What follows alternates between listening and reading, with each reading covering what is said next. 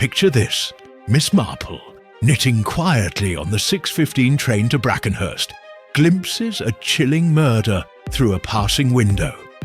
A woman in a grey fur coat, strangled by a man with a silver cufflink. When the body turns up in a hedgerow near Ashwood Hall, Miss Marple dives into a web of secrets. A train ticket, a silk scarf, a locked box, and a scandal from the Langley family's past point to a killer among them. Dr. Spence, the nervous doctor, or someone closer? With her sharp wit, Miss Marple sets a trap to unmask the truth. Will she solve the mystery before the killer strikes again? Stay tuned. Chapter 1. The Vision on the Train Miss. Jane Marple sat in the corner of a second-class compartment on the 6:15 train from London to Brackenhurst, her small, neat figure bundled in a tweed coat against the November chill. Her hands, delicate but steady despite her 70-odd years, worked a pair of knitting needles, coaxing a pale pink shawl into being with the rhythmic click-clack that had soothed her through many a journey. The compartment was sparsely occupied. A young man in a crumpled suit dozed opposite, his newspaper sliding to the floor, and an elderly gentleman with a walrus moustache puffed on a pipe in the far corner, his eyes fixed on the darkening landscape beyond the window. Miss Marple, however, was not one to let her surroundings pass unnoticed. Her bright, bird-like eyes darted occasionally from her knitting to her fellow passengers, noting the young man's ink-stained fingers, perhaps a clerk, and the gentleman's monogrammed handkerchief, which suggested a certain faded gentility. The train rattled through the outskirts of London, its wheels singing a monotonous tune against the rails. Miss Marple had taken this journey to visit her old friend Mrs. Florence Gray in the village of Brackenhurst, a place she had not seen since her youth. Florence, a widow with a penchant for gardening and gossip, had written to her of late, her letters brimming with tales of the village's changing fortunes and the peculiar goings-on at Ashwood Hall, the grand estate owned by the Langley family. Miss Marple, ever curious about human nature, looked forward to a week of quiet observation, perhaps interspersed with a puzzle or two. Little did she know that the puzzle would present itself before she even reached her destination. As the train gathered speed, the gas lamps in the compartment cast a warm glow, though the windows revealed only the inky blackness of the countryside. Miss Marple adjusted her spectacles, her fingers pausing briefly to untangle a knot in her wool. It was then that another train, running parallel on the adjacent track, came into view, its windows flickering like a moving picture show. The two trains were close, closer than she would have liked, their carriages almost brushing as they hurtled through the night. She glanced out, more from habit than interest, and in that fleeting moment her heart gave a queer little lurch. In a compartment of the other train, illuminated by a harsh electric light, a man and a woman were locked in a struggle. The woman, clad in a grey fur coat, her dark hair tumbling loose, clawed desperately at the man's wrists. He, a tall figure in a dark overcoat, had his hands at her throat, his face contorted with a grim determination. The scene was vivid, stark, and horrifyingly clear. The woman's eyes wide with terror, her mouth open in a silent scream, the man's fingers tightening as he bore down. Miss Marple's breath caught, her needle stilled, and for a fraction of a second she was frozen, her mind registering every detail. The woman's pearl earring glinting, the man's cufflink catching the light, the sudden jerk of the woman's head as her strength waned. Then, as swiftly as it had appeared, The other train veered away, its carriages swallowed by the darkness. The 6:15 continued its steady course, the clatter of its wheels indifferent to the drama Miss Marple had just witnessed. She sat back, her heart pounding, and forced herself to breathe slowly. Had she imagined it? No, she was not given to fancies. Her eyesight, though aided by spectacles, was sharp, and her mind sharper still. She had seen a murder, or the beginning of one. The certainty settled over her like a chill, and she knew she could not dismiss it as a trick of the light or a momentary delusion. The young man opposite stirred, muttering in his sleep, and the elderly gentleman coughed, his pipe smoke curling toward the ceiling. Miss Marple's fingers resumed their knitting, though her thoughts were elsewhere. She considered her options. The station-master at Brackenhurst must be informed, and through him, the police. But she knew, from experience, that such a tale, told by an elderly spinster with no evidence beyond her own word, might be met with polite scepticism. She would need to be precise, calm, and insistent. She began to catalogue the details in her mind. The grey fur coat, the pearl earring, the man's dark overcoat, the cuff-link. Silver, she thought, with an engraved initial, perhaps a C.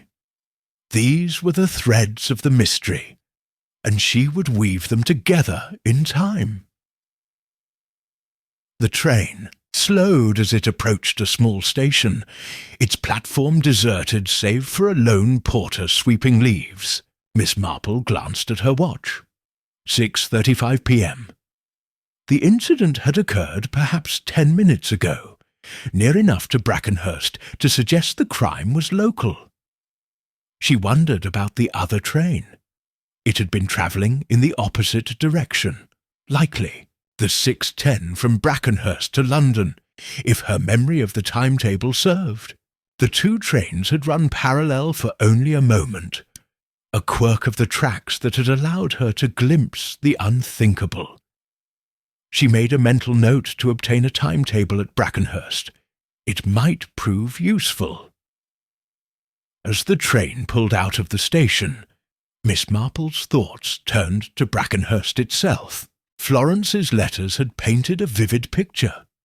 A quaint village with a Norman church, a bustling tea-shop, and a community knit together by habit and suspicion. Ashwood Hall loomed large in her friend's accounts, its Langley inhabitants a source of endless speculation.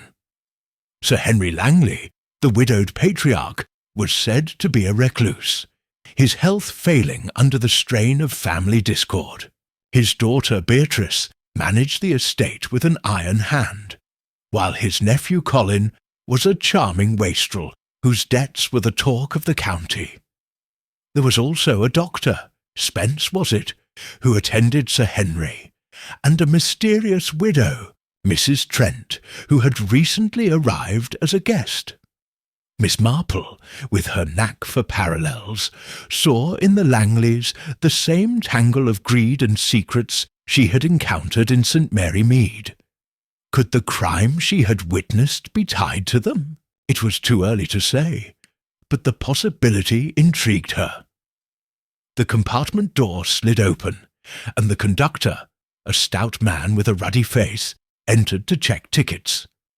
Miss Marple handed hers over, seizing the opportunity. "Excuse me," she said, her voice gentle but firm. "I wonder if you might help. I saw something most disturbing a short while ago, when another train passed us. A man and a woman in a compartment. She appeared to be in great distress." The conductor, clipping her ticket, raised an eyebrow. "Distress, ma'am?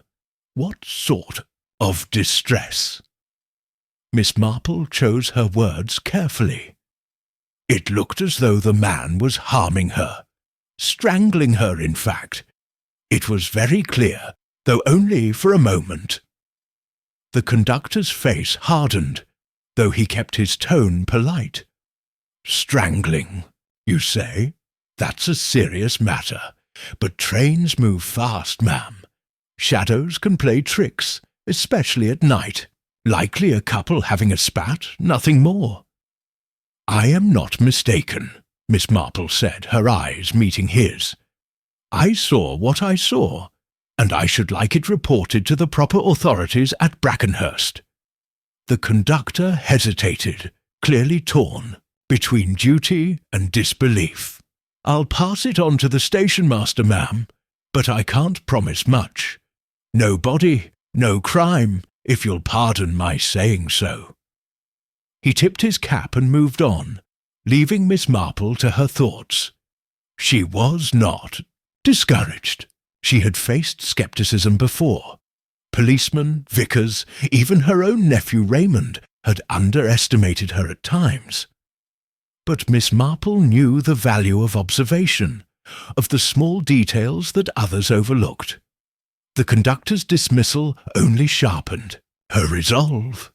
She would speak to the station master herself, and if necessary, to the police. The woman in the grey fur coat deserved that much.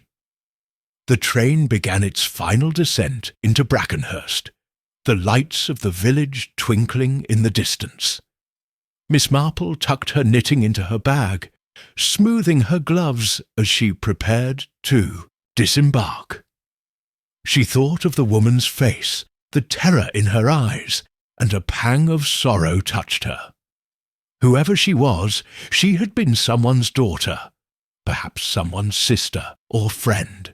Miss Marple's mission, she decided, was not merely to solve a puzzle, but to seek justice for a life snuffed out in a moment of violence. As the train pulled into Brackenhurst station, its brakes screeching, Miss Marple rose, steadying herself against the sway of the carriage. The platform was bustling despite the hour. Porters hefted luggage, a young couple embraced, and a newsboy hawked the evening edition. She stepped down, her small suitcase in hand, and scanned the crowd for Florence Gray. There she was, near the ticket office, her stout figure swathed in a green scarf, waving enthusiastically. "Jane, my dear," Florence called, bustling forward. "What a journey you've had! Was the train dreadful? Come, let's get you to the cottage. It's bitter out here." Miss Marple smiled, allowing herself to be swept along, but her mind was elsewhere. "Florence," she said as they reached the station exit, "I must speak to the station master before we go. Something happened on the train, something very serious." Florence's eyes widened. "Serious? What on earth?" "A crime," Miss Marple said simply. "I believe I witnessed a murder." The word hung in the air, sharp and startling. Florence gasped, clutching her scarf, but Miss Marple's expression remained serene, her eyes bright with purpose. She led the way to the station-master's office, her steps brisk despite her age. The office was a cramped, smoky room, its walls plastered with timetables and notices. The station-master, Mr. Hawkins, a balding man with a harried air, looked up from his ledger as they entered. "Good evening, ladies," he said, adjusting his spectacles. "What can I do for you?" Miss Marple wasted no time. "I am Miss Marple, and I have just arrived on the 6:15 from London. Approximately 10 minutes before we reached Brackenhurst, I saw something alarming on a passing train. A man was strangling a woman in a compartment. She wore a grey fur coat, and he was in a dark overcoat. I am quite certain of what I saw, and I wish it to be reported to the police." Mr. Hawkins blinked, his pen hovering over the ledger. "Strangling, you say? That's extraordinary. Are you sure, ma'am?" The light can be deceptive at night, and I am quite sure," Miss Marple interrupted, her voice gentle but unyielding. "I have good eyesight and better sense. The conductor promised to inform you, but I thought it best to speak directly. The other train, I believe, was the 6:10 to London. You might confirm the timetable and alert the authorities." Mr. Hawkins rubbed his chin, clearly uncomfortable. "Well now, that's a tall order. No report of a body, you see, and without evidence. But I'll telephone Constable Willis at the police station. He'll want to hear your story, though I warn you, he's a busy man. Thank you," Miss Marple said, inclining her head. "I shall be staying with Mrs. Gray at Primrose Cottage. Constable Willis may call on me there." As they left the office, Florence gripped her arm. "Jane, you're serious, aren't you? A murder? On a train? It's like something out of a novel." "Life, my dear Florence," Miss Marple said, "is often stranger than novels, and far less tidy."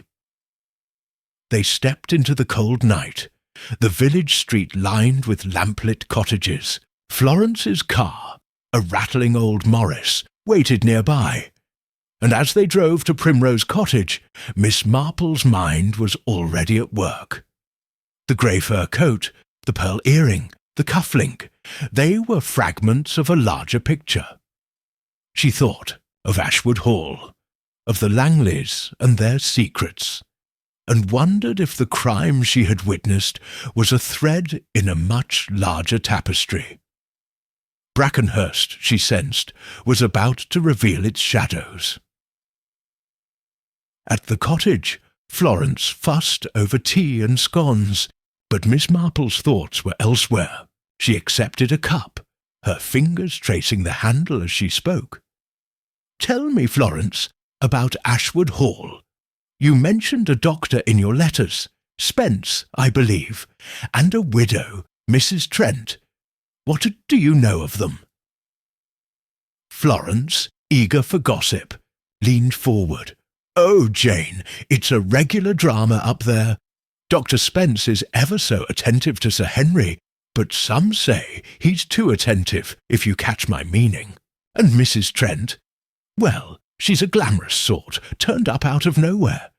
They say she's after Sir Henry's money, though Beatrice won't have it. Why do you ask?" Miss Marple sipped her tea, her eyes distant.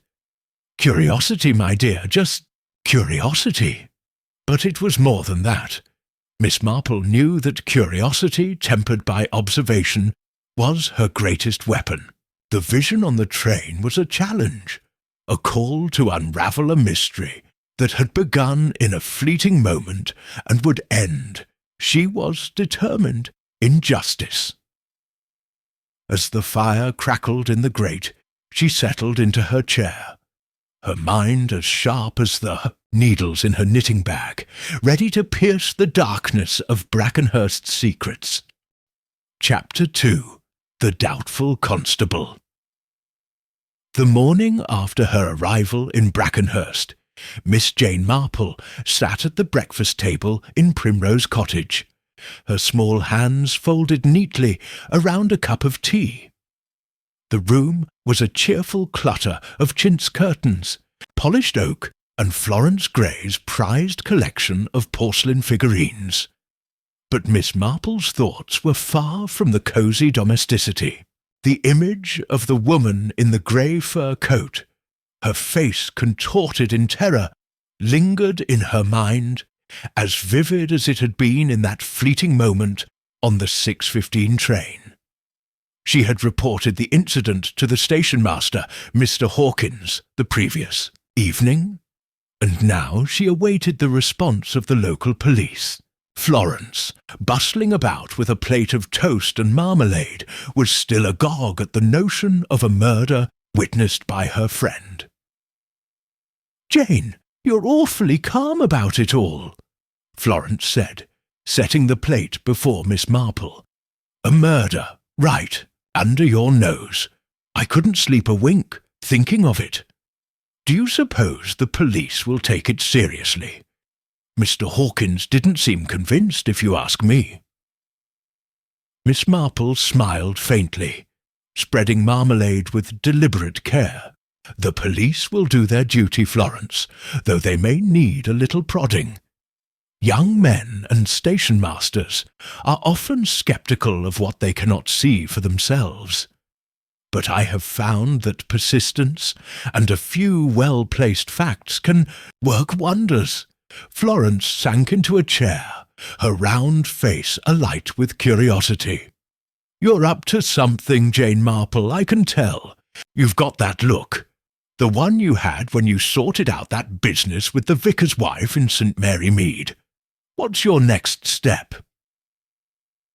"My next step," Miss Marple said, sipping her tea, "is to visit the police station. Mr. Hawkins, promise to inform Constable Willis, and I should like to speak to him directly. A first-hand account is always best, don't you think?"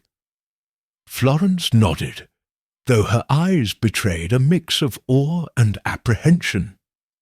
"You're braver than I am, Jane. Constable Willis is a nice enough lad, but he's got a way of looking at you like you're spinning a yarn. Mind you, he's got his hands full with poachers and the odd bicycle theft. A murder might be a bit much for him." Miss Marple's eyes twinkled. "Then we shall see how he rises to the occasion." After breakfast, Miss Marple donned her tweed coat and a sensible hat, her knitting bag tucked under her arm.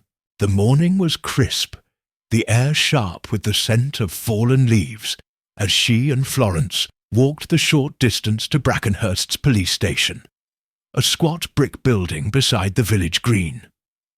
The green itself was a picture of rural tranquility. Children chased a hoop. A grocer's van rumbled past, and a pair of elderly women gossiped outside the post office. But Miss Marple, with her knack for seeing beneath surfaces, sensed an undercurrent of unease. Brackenhurst, like St. Mary Mead, was a place where secrets simmered, waiting for the right moment to boil over. Inside the police station, the air was thick with the smell of ink and damp wool. A young woman at the desk, her hair pinned in a severe bun, looked up as they entered. "Good morning, Mrs. Gray," she said, her tone brisk. "And this must be your friend. What brings you here?" "Good morning, Miss Carter," Florence replied. "This is Miss Marple from St. Mary Mead. She's here to see Constable Willis about, well, a rather serious matter." Miss Carter's eyebrows rose, but she nodded and disappeared through a door marked Private. Moments later, she returned, followed by Constable Peter Willis, a lanky young man with sandy hair and a cautious expression. His uniform was immaculate, but his eyes held the wariness of someone unaccustomed to extraordinary events. He gestured to a small office, its walls lined with filing cabinets and a single grimy window. "Miss Marple, is it?" he said, offering a chair. "Mr. Hawkins telephoned last night about your observation on the train. I'm afraid it's a bit out of the ordinary. Perhaps you'd care to tell me yourself." Miss Marple settled into the chair, her knitting, bag on her lap, and fixed the constable with a steady gaze. "Thank you, Constable Willis. I shall be brief but precise.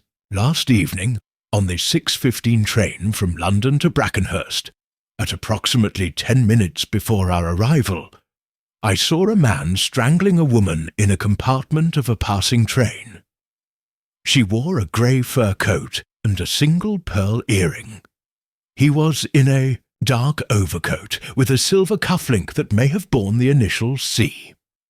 The scene was brief but unmistakable. I believe it was a murder, or the prelude to one, and I should like you to investigate." Constable Willis leaned back, his fingers drumming on the desk. His face was a study in polite disbelief, though he masked it with a nod. That's a serious claim, ma'am. Strangling, you say? On a moving train? It's not the sort of thing we hear every day. You're certain it wasn't, well, a misunderstanding? A couple quarrelling, perhaps? Miss Marple's lips twitched, but her voice remained gentle. I am not in the habit of mistaking quarrels for murders, Constable. The woman's face was one of terror, and the man's intent was clear. I have seen violence before, and I know its look. Willis rubbed his jaw, glancing at a notepad as if hoping it might offer guidance. Right then.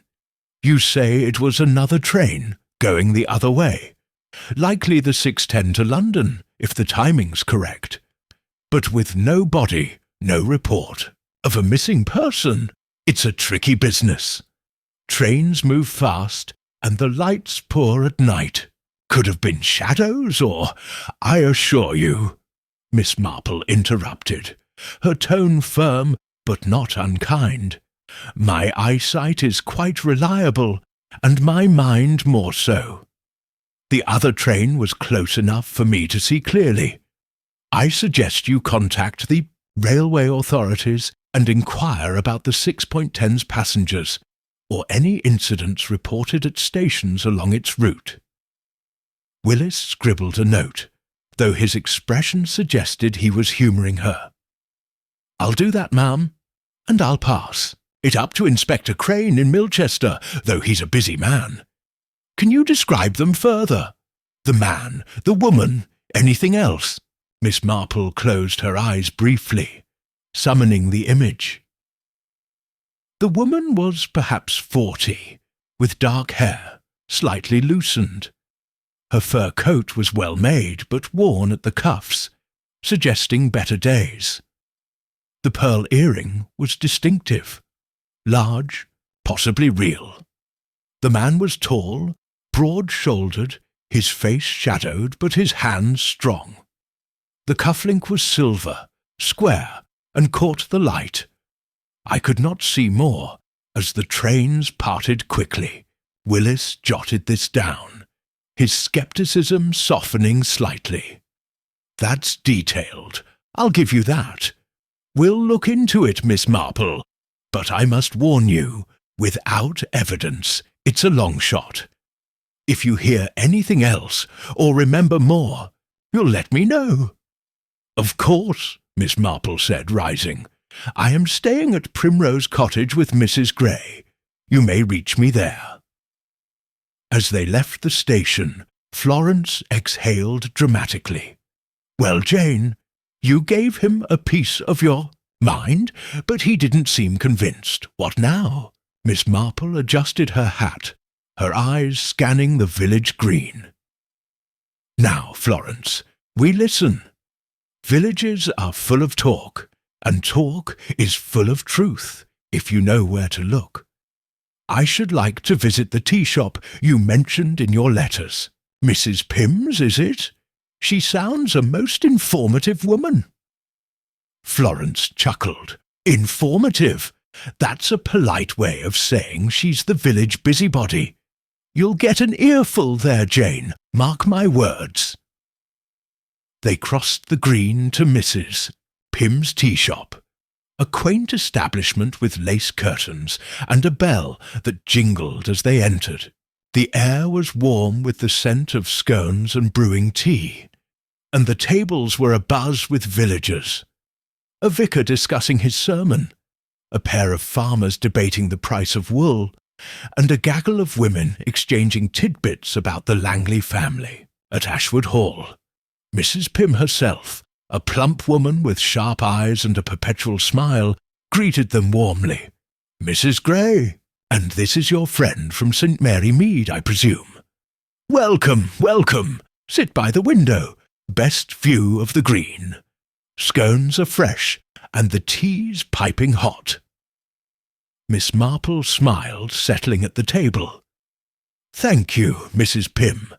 I've heard you're the heart of Brackenhurst. One learns so much in a place like this. Mrs. Pym preened, clearly pleased. "Oh, I do hear a thing or two. What's the latest from your end, Mrs. Gray? Any news from London?" Florence, eager to share, leaned forward. "Not London, but the train. Jane saw something dreadful on her way here. A man attacking a woman right in a compartment. She's told the police, but you know how they are." Mrs. Pym's eyes widened, and the room seemed to hush, ears pricking up. Attacking? Good heavens! On the 6:15? What sort of woman? Miss Marple, sensing an opportunity, spoke softly. "A woman in a grey fur coat, with a pearl earring. It was a passing train, so I saw only a moment. Have you heard of anyone missing? Mrs. Pym? Or perhaps a stranger in the village?" Mrs. Pym tapped her chin, her mind clearly racing. "A grey fur coat, you say? Nobody missing that I know of. But there's been talk of odd goings-on. That Mrs. Trent, up at Ashwood Hall, she's a stranger right enough. Turned up a month ago, all charm and mystery. And then there's Dr. Spence, always coming and going. I saw him in his car near the station last night, around about 6. Looked in a hurry, he did." Miss Marple's interest sharpened, though her expression remained placid. "Dr. Spence, you say? The Langley's physician?" "That's him," Mrs. Pym said, lowering her voice. "Ever so devoted to Sir Henry, but some say he's got his eye on Miss Beatrice's inheritance. And that nephew, Colin Langley, always in debt, always charming his way out of it. If you ask me, there's trouble brewing at that hall." The other women at the nearby table nodded, one adding, "I heard Sir Henry's changing his will. Cutting Colin out, they say. No wonder there's tension." Miss Marple sipped her tea, filing away these scraps of gossip. Dr. Spence, near the station at 6. The mysterious Mrs. Trent. A will in flux. These were pieces of a puzzle, though the picture was far from clear. She steered the conversation to safer topics, village fates, the church choir. But her mind was busy. The mention of Dr. Spence's car was particularly intriguing. Had he been at the station to meet someone, or to dispose of something? The timing was close to the murder she had witnessed. As they left the tea shop, Florence was practically vibrating with excitement. "Jane, you're a marvel. You got more out of Mrs. Pym in 10 minutes than I could in a month. Do you think this Dr. Spence is involved?" "It is far too early to say," Miss Marple replied, her eyes on the horizon. "But I should like to know more about Ashwood Hall. You mentioned a tea there tomorrow, Florence. I think we must attend." Florence clapped her hands. "Oh, splendid! Beatrice Langley's hosting, and the whole village will be there. You'll see the Langleys up close, Sir Henry, Colin, all of them. But what about the police? Will you press Constable Willis?" Miss Marple nodded. "I shall call on him again tomorrow, after we've seen what Ashwood Hall has to offer. A little knowledge, Florence, goes a long way." Back at Primrose Cottage, Miss Marple retired to her room, a cosy space with a view of the garden. She sat by the window, her knitting in her lap, and let her thoughts wander. The woman in the grey fur coat was a stranger, yet her death felt personal, a wrong that demanded righting. Miss Marple knew the police would need more than her word to act, but she also knew that villages held answers if one listened carefully. The Langleys, with their wealth and their secrets, were a likely starting point. Dr. Spence's presence at the station, Mrs. Trent's sudden arrival, Colin's debts, all were threads in a tapestry she was beginning to weave. As the afternoon Faded into evening, Florence knocked, bearing a tray of cocoa. "Jane, you're awfully quiet. Plotting, I'll bet." Miss Marple smiled, accepting the cocoa. "Merely thinking, my dear. Human nature is a curious thing, don't you find? So predictable, and yet so surprising." Florence laughed, settling into a chair. "You sound like you're already halfway to solving it. Tell me, what do you make of Brackenhurst so far?"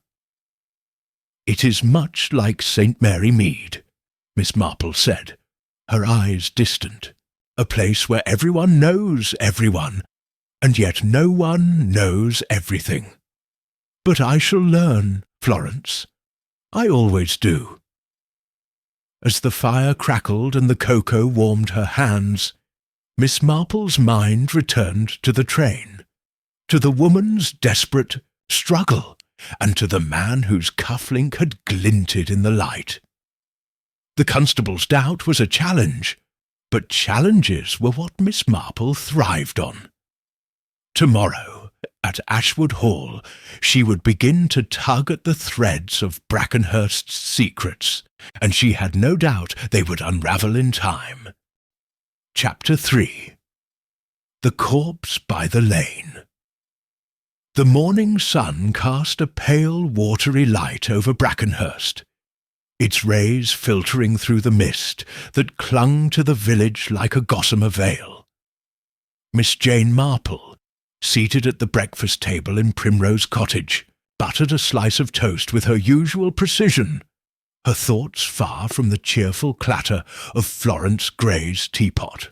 The events of the past 2 days, the chilling vision on the 6:15 train, the sceptical Constable Willis, and the tantalizing whispers of Ashwood Hall's secrets, had woven themselves into a puzzle that demanded her attention. She had seen a woman strangled, or so she believed, and though the police had yet to take her seriously, Miss Marple was not one to let a mystery lie dormant. Her knitting lay folded in her bag, a quiet companion to her restless mind. Florence, bustling in with a fresh pot of tea, was brimming with the morning's gossip. "Jane, you'll never guess what I heard from Mrs. Pym's delivery boy. They've found a body. Yes, a body. Out by Ashwood Hall. In the hedgerow, near the old lane that runs past the estate. The whole village is in a tizzy." Miss Marple's hand paused, the toast halfway to her lips. Her bright bird-like eyes met Florence's. "A body, you say? A woman, perhaps?" Florence nodded, her cheeks flushed with excitement. "That's what the boy said. A woman found by one of Sir Henry Langley's farmhands. The police are there now, Constable Willis and all. Jane, do you think, could it be the woman you saw on the train?" "It is possible," Miss Marple said, her voice calm but laced with a quiet intensity. "When was the body found, Florence? And what else did the boy say?" "Just this morning, at dawn," Florence replied, pouring tea with a trembling hand. "The farmhand, Tom Bates, I think, was checking the fences when he saw her, half hidden in the brambles. Nobody knows who she is yet, but they say she's, well, not in a good state. The police have cordoned off the lane, and Mrs. Pym's already spreading word it's foul play." Miss Marple set her toast down, her mind racing. The timing was significant.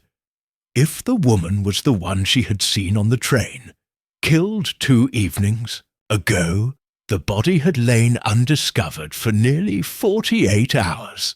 The hedgerow by Ashwood Hall was secluded, a perfect place to conceal a crime. But why there? And why had no one reported a missing person? She recalled Mrs. Pym's mention of Dr. Spence's car near the station that evening, and the whispers of tension among the Langleys. The pieces were beginning to align, though the pattern remained elusive. "I must see Constable Willis at once," Miss Marple said, rising with a sprightliness that belied her years.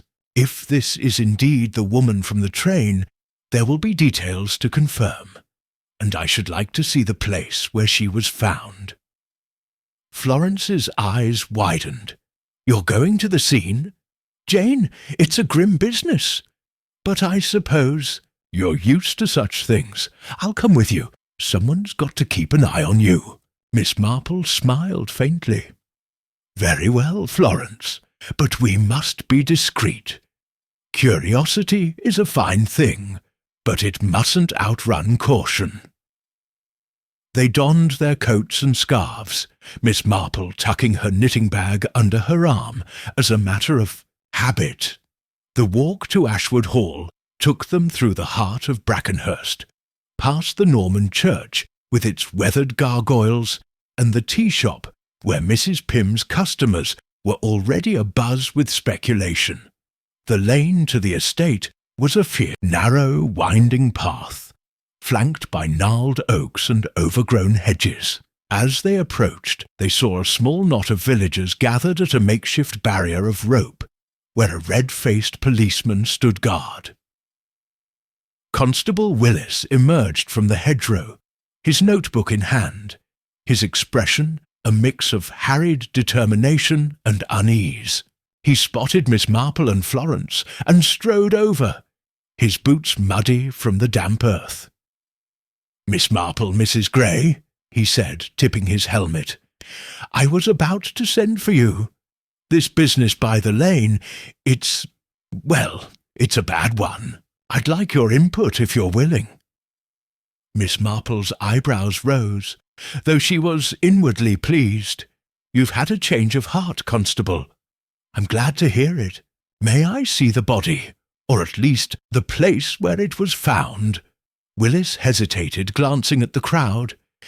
"It's not a sight for everyone, ma'am, but you've a sharp eye, and after what you told me about the train. Come along, but mind your step. Mrs. Gray, perhaps you'd best wait here." Florence, torn between curiosity and squeamishness, opted to stay, chatting with a villager about the weather. Miss Marple followed Willis through a gap in the hedgerow, her sensible shoes sinking slightly into the soft earth. The scene was grimly picturesque. The brambles formed a tangled curtain, their thorns catching at her coat, and beyond them lay a shallow ditch, its edges churned by recent activity. The body had been covered with a tarpaulin, but Willis lifted a corner to reveal the woman's form. She was clad in a grey fur coat, its cuffs frayed as Miss Marple had noted on the train. Her dark hair was matted, her face bruised and swollen, making identification difficult. A single pearl earring gleamed in her left ear, its twin missing. Miss Marple's heart gave a pang of recognition, though she kept her expression composed. "This is the coat I saw," she said softly, "and the earring. I have no doubt she is the woman from the train." Willis nodded, his scepticism replaced by a grudging respect. "That's what I feared. We found a train ticket in her pocket, London to Brackenhurst, dated the evening you arrived. No name, no papers, just the ticket and a few coins. The doctor's been and gone, says she was strangled, likely 2 days ago. Fits your story, ma'am." Miss Marple knelt carefully, her eyes scanning the body and its surroundings. The coat was of good quality, though worn, suggesting a woman who had once known prosperity. Her hands, visible beneath the tarpaulin, were bare of rings, but a faint indentation on her left ring finger hinted at a marriage. Perhaps ended. The ditch was muddy, but there were no clear footprints, only a scuff mark that might have been a shoe or a dragged heel. Near the edge of the hedgerow, she noticed a small glinting object, half buried in the soil. "Constable!" she said, pointing. "What is that?" Willis crouched, retrieving a silver cufflink with a square face, engraved with the letter C. His eyes met Miss Marple's, and she saw a flicker of realization. "This yours?" he asked, half-joking. "Not mine," she said, "but I saw one like it on the man in the train. It may be significant. You'll keep it safe, I trust." He slipped it into an envelope, labelling it with a pencil. "I will. Anything else catch your eye?" Miss Marple straightened, her gaze sweeping the lane. "The hedgerow is thick here, yet the body was placed where it could be found, not deeply hidden. That suggests haste, or perhaps intent. And the lane, is it much used?" "Not much," Willis said. "Farmhands use it, and the Langley's cars sometimes come this way to the village. It's quiet, though, perfect for, well, you know." "Indeed," Miss Marple said, her mind turning to Dr. Spence's car, seen near the station that evening.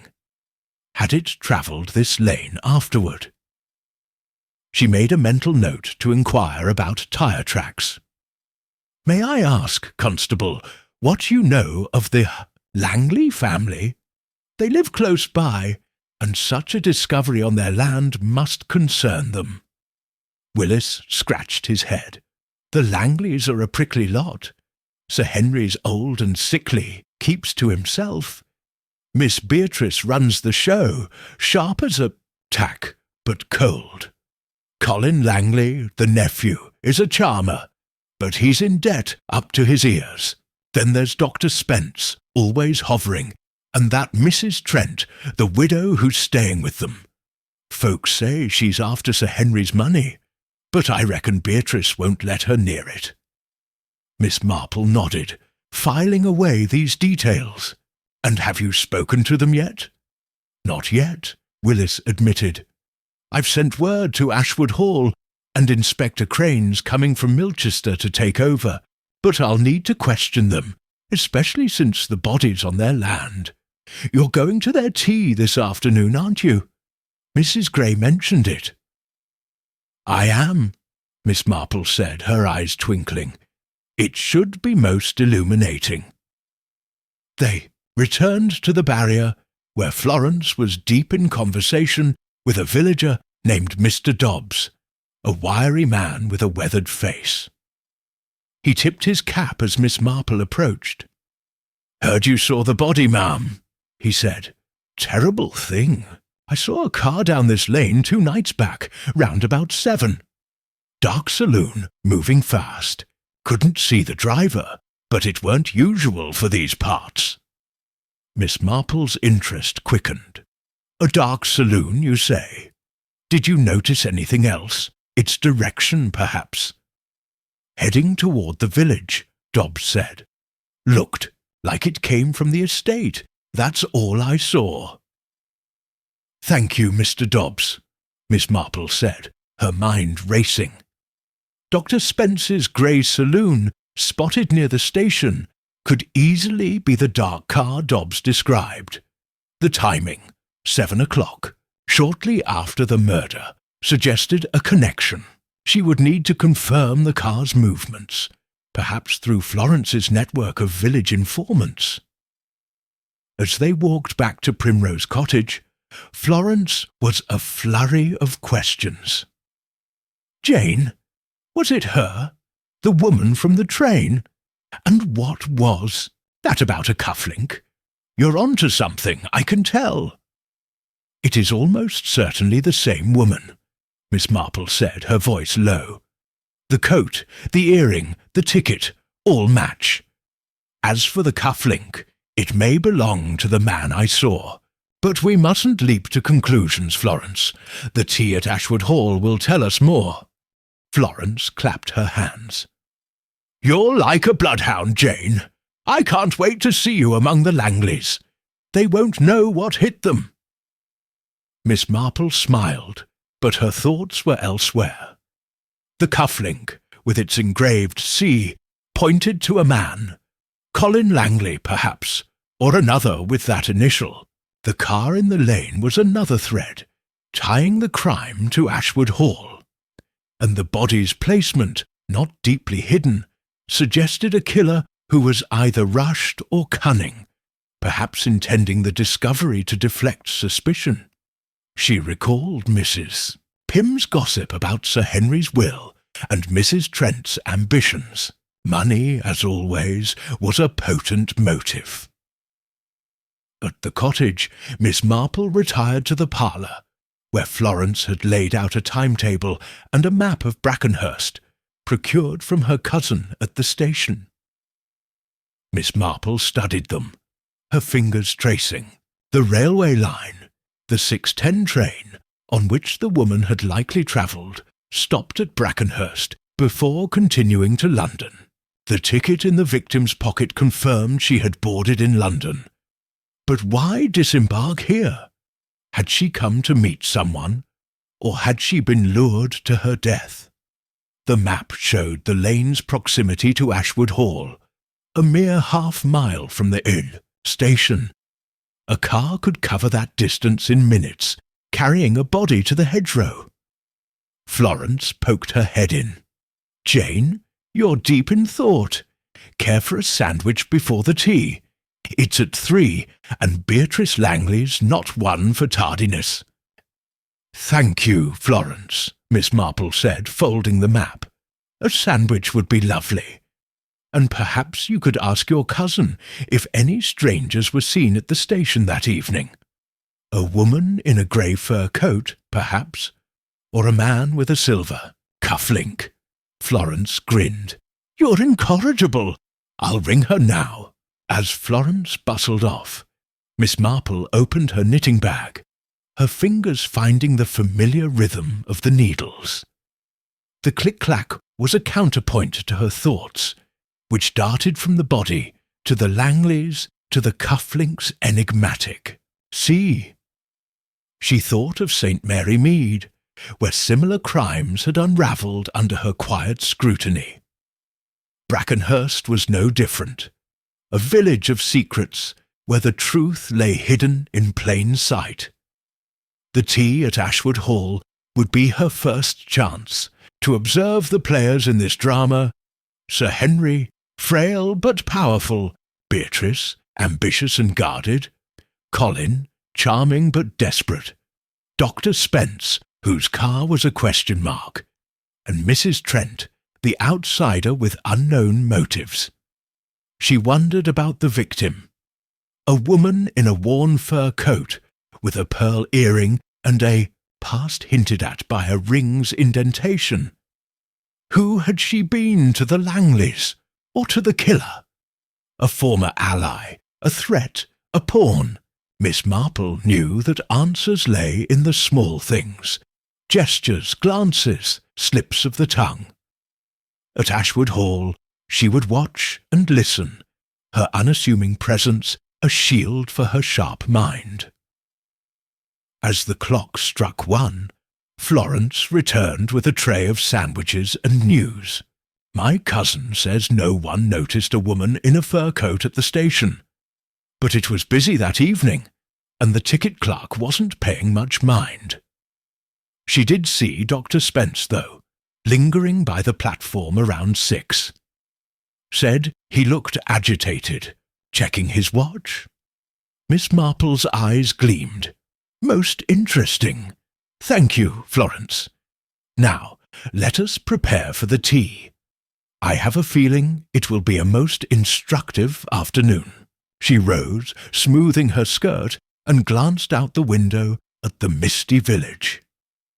The corpse by the lane was no longer a vision, but a reality, a call to action that Miss Marple could not ignore. With her knitting bag in hand and her mind as sharp as ever, she was ready to unravel the threads of Brackenhurst's darkest secret, one stitch at a time. Chapter 4. The Langley Circle.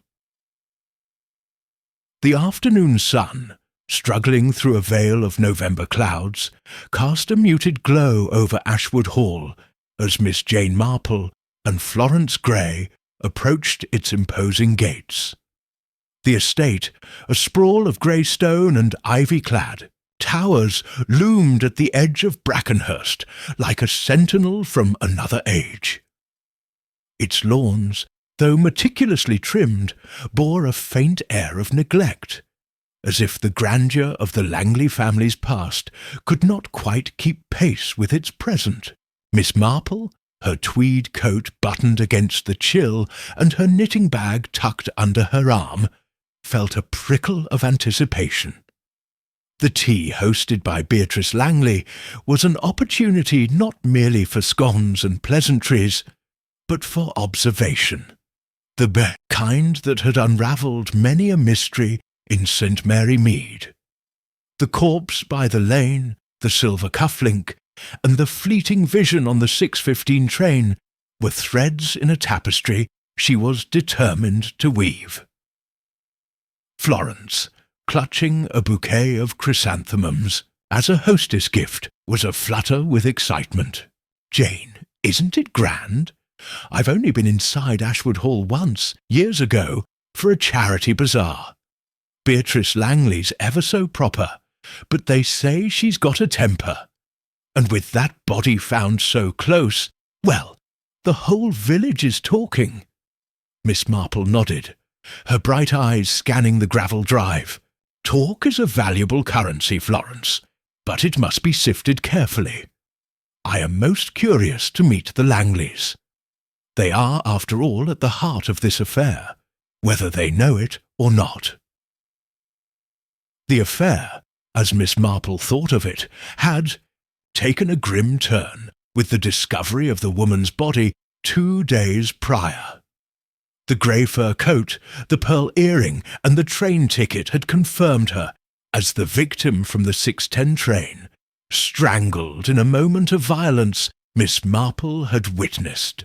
The silver cufflink with its engraved C, found near the body, pointed to a man, perhaps Colin Langley, the charming but indebted nephew, or another with that initial. The dark saloon car seen in the lane, possibly Dr. Spence's, added another layer, as did the whispers of Sir Henry Langley's will and the mysterious Mrs. Trent's arrival. Today, Miss Marple intended to study the players in this drama, their gestures and silences as revealing as any confession. They were ushered into the hall by a dour butler, whose starched collar seemed to strangle his meagre goodwill. The drawing room where the tea was held was a cavernous space of polished mahogany and faded tapestries, its high windows admitting a feeble light. A fire crackled in the grate, casting shadows on a dozen or so guests, villagers, local gentry, and the Langley circle, who mingled with the stiff politeness of those aware of recent scandal. Beatrice Langley, a tall woman in her late 30s with sharp features and a navy dress, stood near a silver tea-urn, her smile as crisp as her starched cuffs. She greeted Florence warmly, her eyes flicking to Miss Marple with polite curiosity. "Didsim, Gray, how kind of you to come," Beatrice said, accepting the chrysanthemums. "And this must be your friend from St. Mary Mead. Miss Marple, is it?" "Indeed," Miss Marple said, her voice gentle but her gaze steady. "Thank you for your hospitality, Miss Langley. Ashwood Hall is quite splendid." Beatrice inclined her head, her smile tightening. "We do our best to maintain it. Please help yourself to tea. I'm afraid we're all a bit shaken after recent events." Miss Marple murmured a sympathetic word, noting the faint strain in Beatrice's voice. The recent events, the body in the hedgerow, hung over the room like a storm cloud, though the guests spoke of it in hushed tones, their eyes darting to the Langleys. She accepted a cup of tea from a maid and settled into a chintz armchair, her knitting bag at her side, her posture that of an unassuming spinster.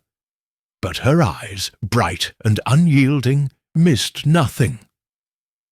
The Langley circle was a study in contrasts. Sir Henry Langley, the patriarch, sat by the fire, a frail figure wrapped in a tartan shawl, his hands trembling as he sipped from a china cup. His face, lined and pale, held a quiet authority, though his eyes were clouded with fatigue, or perhaps suspicion. Beside him stood Dr. Arthur Spence, a wiry man in his 40s, with a neatly trimmed moustache and restless hands. His solicitous manner, adjusting Sir Henry's shawl, offering a biscuit, seemed practised, but Miss Marple noted a flicker of unease when a guest mentioned the police. Colin Langley, the nephew, was the room's bright spark, his handsome features and easy laugh drawing a cluster of admirers. He wore a well-tailored suit, slightly frayed at the cuffs, and his charm was as polished as it was calculated. Miss Marple observed him closely, her mind on the cufflinks Ixtishif. Could it be his? His laughter, she thought, had a brittle edge, as if masking deeper troubles. The village gossip about his debts and his uncle's disapproval lingered in her mind. Mrs. Diana Trent, the mysterious widow, was a striking figure in an emerald green dress, her auburn hair swept into an elegant chignon. She moved through the room with the grace of a stage actress, her smile warm, but her eyes cold. She lingered near Sir Henry, exchanging pleasantries, but Beatrice's watchful gaze followed her every move.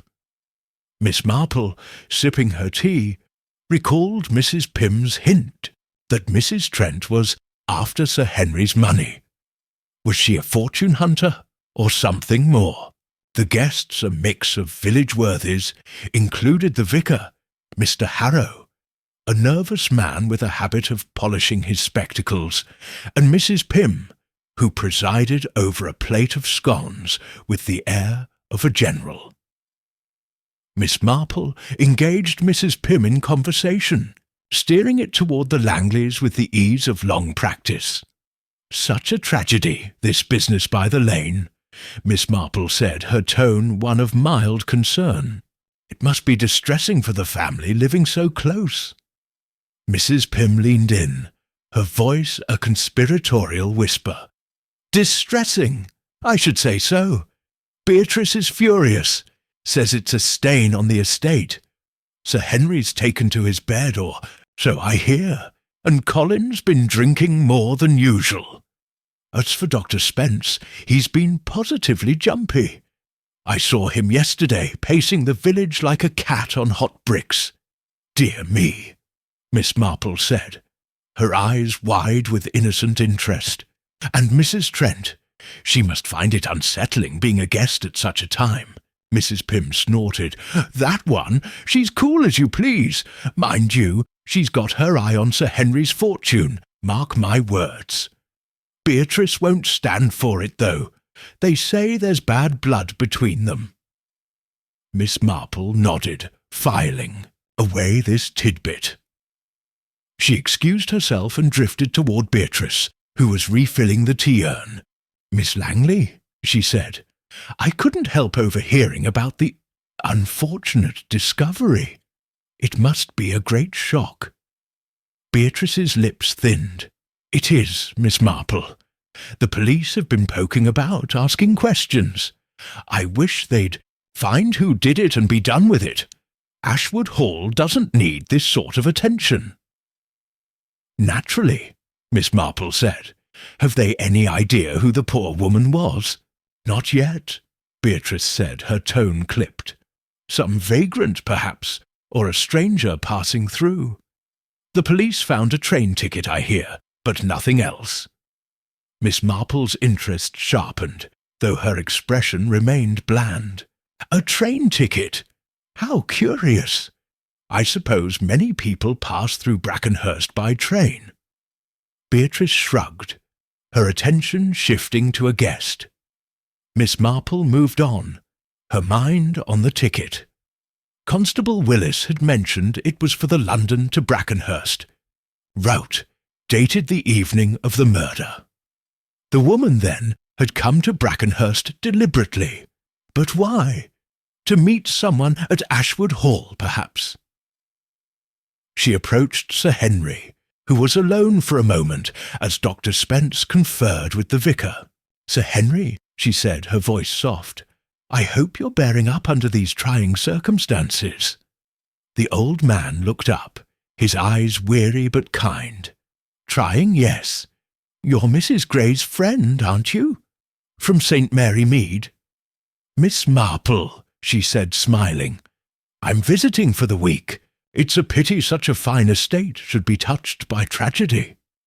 Sir Henry sighed, his hands tightening on his cup. "Tragedy follows wealth, Miss Marple. I've seen it before.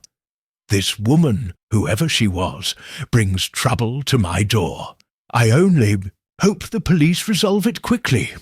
Miss Marple murmured agreement, noting his choice of words. "Brings trouble," suggested he saw the murder as a personal affront, not merely a random crime. Did he know more than he let on? She was about to probe further when Dr. Spence returned, his smile tight. "Sir Henry, you mustn't tire yourself," he said, glancing at Miss Marple. "Miss Marple, is it? I'm Dr. Spence. I look after Sir Henry's health." "How kind," Miss Marple said, her eyes meeting his. "It must be a heavy responsibility, especially now, with the police so near." Spence's fingers twitched, a fleeting gesture. "It's a sad business, but I'm sure the police will handle it. If you'll excuse us, Sir Henry needs rest." Miss Marple stepped back, her mind on Spence's hands, strong, capable of strangling.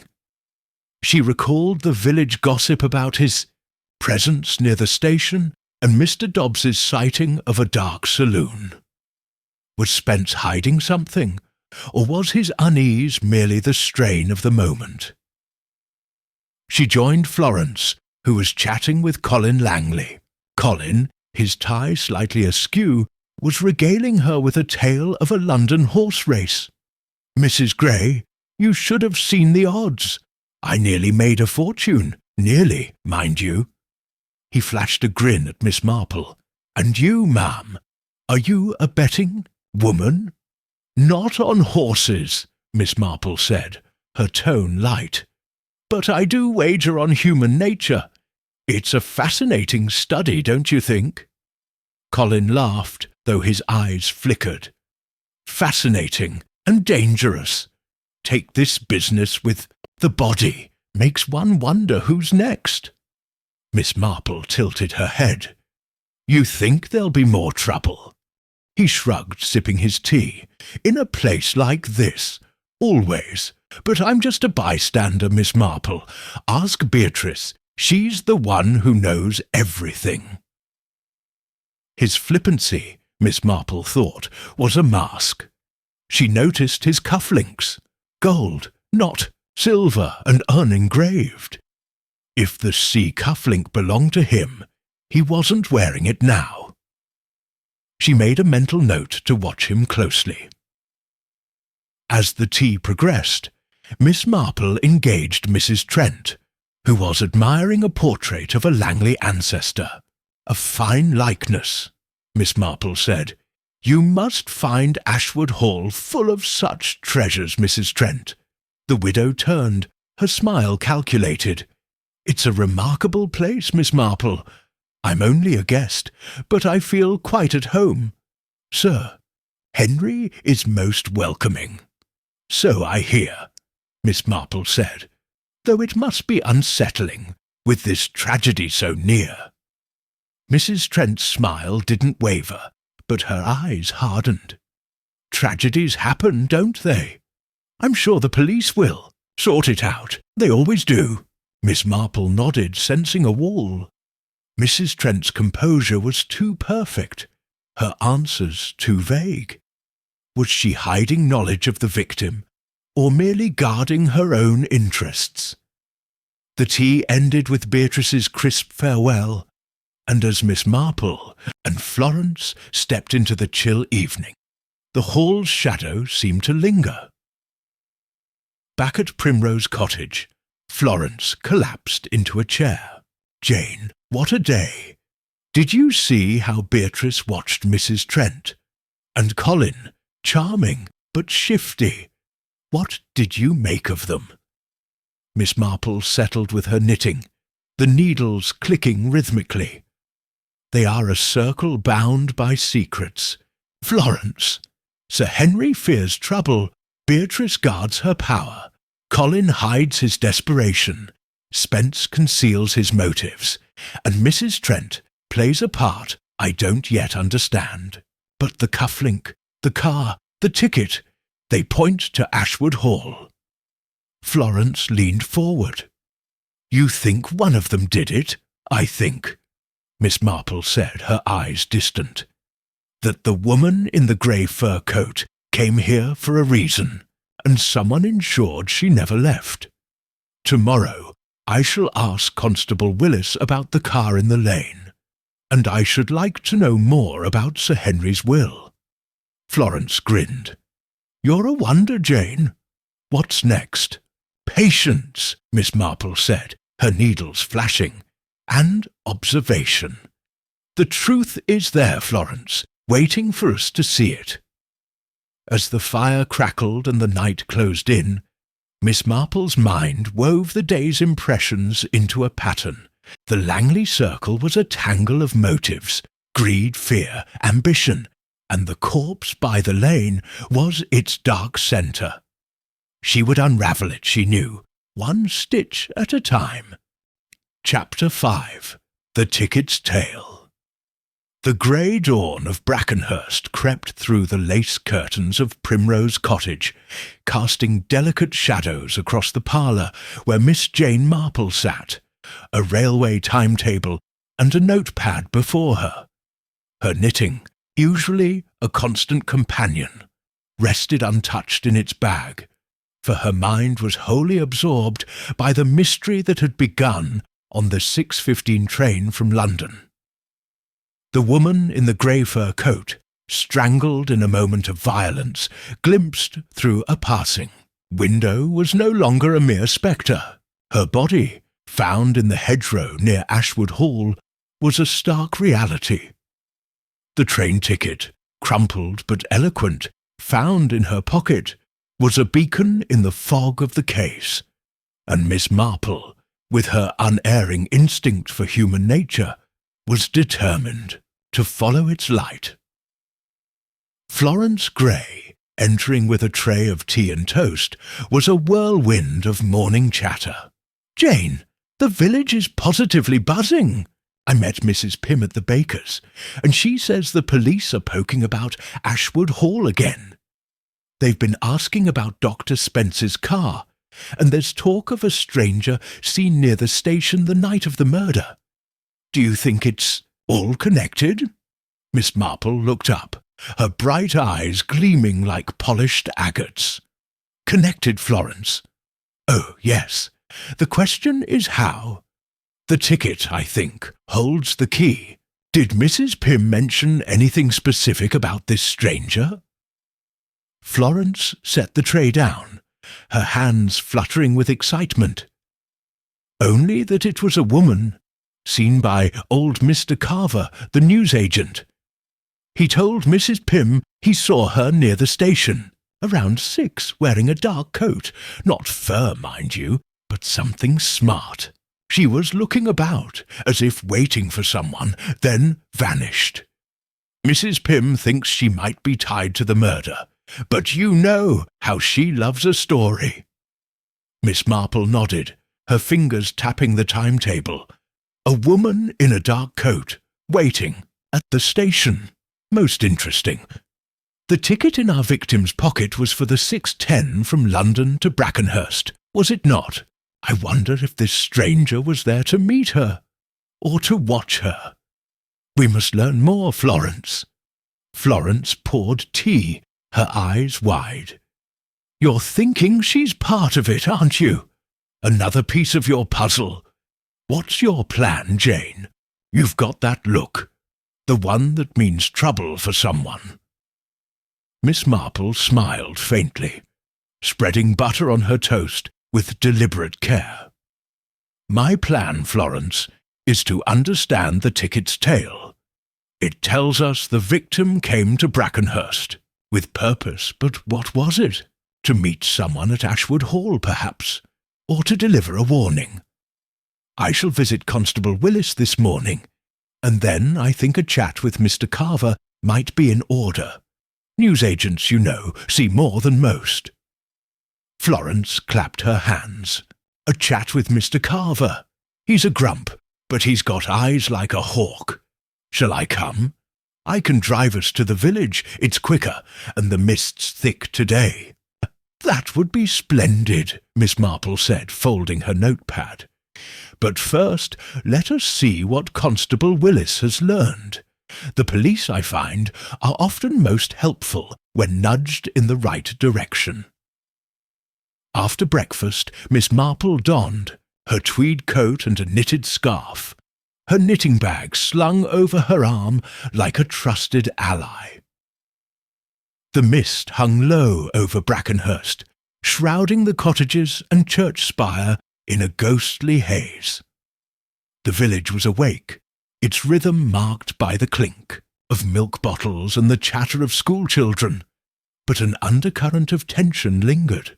The murder had stirred the community, and Miss Marple, with her quiet presence and unsettling tale of a train-bound crime, was a figure of both curiosity and caution.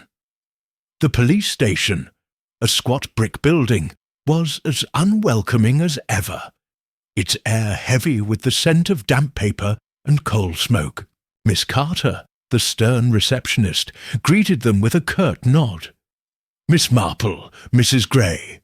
Constable Willis is in his office. He's been expecting you.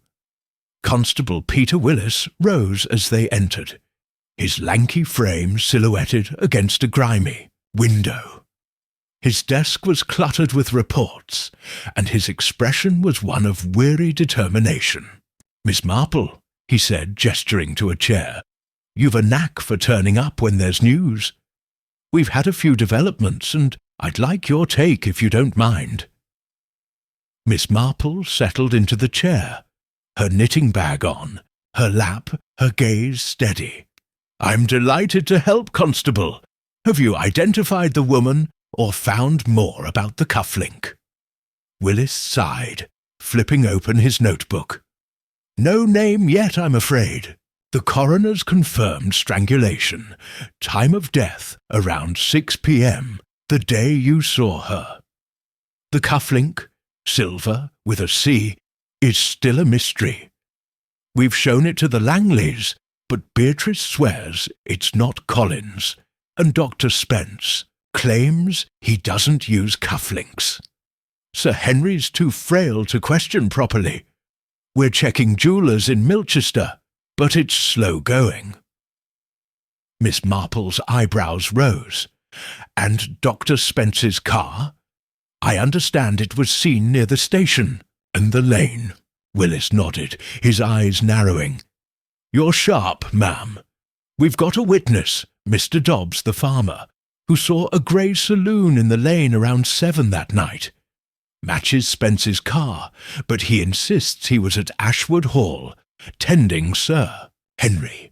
The maid's not so sure, says he left around 5 and didn't return till late. We're checking tyre tracks from the lane, but the rain's muddied things. What's your angle, Miss Marple? You've been thinking about that ticket, haven't you? Miss Marple folded her hands, her voice soft but precise. The ticket, Constable, is a window into the victim's purpose. It was for the 6:10 from London to Brackenhurst, punched, so she boarded and alighted here. She was no casual traveller. Her coat, though worn, and her pearl earring suggest a past of refinement. I believe she came to meet someone, or to confront them, and that someone knew the train's schedule and the estate's secluded paths. The cufflink points to a man, and the car to a means of moving the body. Have you inquired about other passengers on the 6:10 or strangers at the station that evening? Willis scribbled a note, his scepticism softened by admiration. We've wired the railway company, but they've got hundreds of passengers daily. Brackenhurst's a small stop, so we're focusing on locals who might have been at the station. Your friend's cousin mentioned Dr. Spence, and now there's this talk of a woman in a dark coat seen by the newsagent. I'm looking into it. What else would you suggest? Miss Marple tilted her head, her eyes distant. I understand Sir Henry Langley's will is a topic of village talk. Such matters can stir deep motives. If you could learn its terms, or any recent changes, it might illuminate the case. And the station. Might I visit it? I should like to see where the victim alighted. Willis raised an eyebrow, but nodded. You're welcome to look, ma'am. I'll ring Mr. Hawkins to expect you. And I'll ask about the will, though the Langleys won't like it. You're at Primrose Cottage, yes? I'll keep you posted. Thank you, Constable, Miss Marple said, rising. I shall call again tomorrow. As they left the station, Florence was brimming with excitement. Jane, you've got Willis wrapped around your finger. And that woman in the dark coat, do you think she's the key? Or is it still Dr. Spence? Both may be significant, Miss Marple said, her eyes scanning the misty green. But we must not rush to judgment, Florence. The ticket tells us the victim had a purpose, and the stranger at the station may know what it was. Let us visit Mr. Carver next. The newsagent's shop, a cramped space stuffed with papers and tobacco tins, was just off the village green. Mr. Carver, a stooped man with a face like weathered oak, peered at them over his spectacles. Mrs. Gray, and Miss Marple, is it? Heard you're poking into that murder. What do you want with me? Miss Marple smiled, her tone disarming. Only a moment of your time, Mr. Carver. I understand you saw a woman near the station the evening of the murder. A woman in a dark coat, perhaps waiting for someone. Could you tell me more? Carver grunted, setting down a bundle of newspapers. I saw her. About 6, maybe a bit later. She was by the station entrance, under the lamp. Dark coat, smart hat, looked out of place. Kept looking around, like she was expecting someone. I didn't see her leave, but there was a car nearby. Dark, maybe grey. Drove off quick, toward, through the village. Miss Marple's heart quickened, though her expression remained serene. A car, you say? Did you see the driver, or notice anything else about the woman? Her age, perhaps, or her manner? Couldn't see the driver, Carver said. Too dark. The woman was youngish, 30 maybe. Nervous, I'd say, kept clutching her bag. That's all I saw. I had papers to sort. Thank you, Mr. Carver, Miss Marple said, her mind racing. A young woman, nervous at the station, and a car matching Dr. Spence's description. Was she a witness, an accomplice, or another victim in waiting? The ticket's tale was growing more complex. They drove to the station, where Mr. Hawkins greeted them with a weary nod. Miss Marple, Constable Willis said you'd come.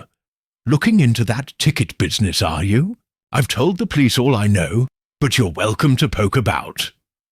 Miss Marple stepped onto the platform, her eyes sweeping the scene.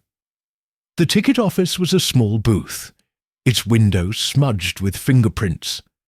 The platform stretched alongside. The tracks flanked by a bench and a lamp-post. The one, she presumed, where Carver's stranger had stood. She imagined the victim alighting from the 6:10, her fur coat catching the evening chill, her pearl earring glinting under the lamps. Had she waited here, as the stranger had, expecting a meeting that led to her death?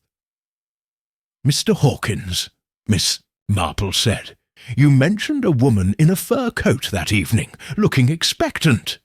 Did you see anyone approach her, or notice a man with silver cufflinks?" Hawkins scratched his head. "No man with cufflinks, ma'am. The fur coat woman was by the ticket office checking her watch. I thought she was waiting for a car, but I was busy with the signals. There was a crowd that night. Locals a few, strangers. I did see a young woman in a dark coat, like Carver mentioned, near the entrance. Didn't think much of it till now." Miss Marple nodded, her gaze lingering on the tracks. The 6:10 had arrived minutes before her 6:15. Their paths crossing just outside Brackenhurst. The murder, she calculated, had occurred on the 6:10, just before it reached the station, with the body later moved to the hedgerow. The car, Spence's perhaps, had likely carried it there. But the stranger in the dark coat was a new piece, one that didn't yet fit. Back at Primrose Cottage, Miss Marple spread her notepad and timetable, her fingers tracing the Six Pointons route. Florence, bringing a tray of sandwiches, peered over her shoulder. "Jane, you're deep in it now. What's the ticket telling you?" "It tells me," Miss Marple said, "that the victim came to Brackenhurst with a purpose, to meet someone or to expose them. The stranger at the station may have seen it happen or been part of it. The car ties it to Ashwood Hall, and the cufflink to a man. Colin Langley, perhaps, or another. But we need her identity, Florence. Without a name, the tale is incomplete." Florence sat, her eyes wide. "You think the Langleys are hiding something? Beatrice was so cold at the tea, and Colin, well, he's too charming for his own good." Miss Marple picked up her knitting, the needles clicking softly. "The Langleys, Florence, are a circle of secrets. Sir Henry's will, Dr. Spence's car, Mrs. Trent's composure, they all point to a motive. Tomorrow I shall ask Mrs. Pym about this stranger, and I must learn more about the will. It may be the key." Florence grinned. "You're unstoppable, Jane. What's next?" "Patience," Miss Marple said, her needles flashing, "and a little more listening. The ticket's tale is unfolding, and it will lead us to the truth." As the mist thickened, outside, Miss Marple sat by the fire, her mind weaving the day's clues into a pattern. The woman in the grey fur coat had come to Brackenhurst for a reason, and someone had silenced her.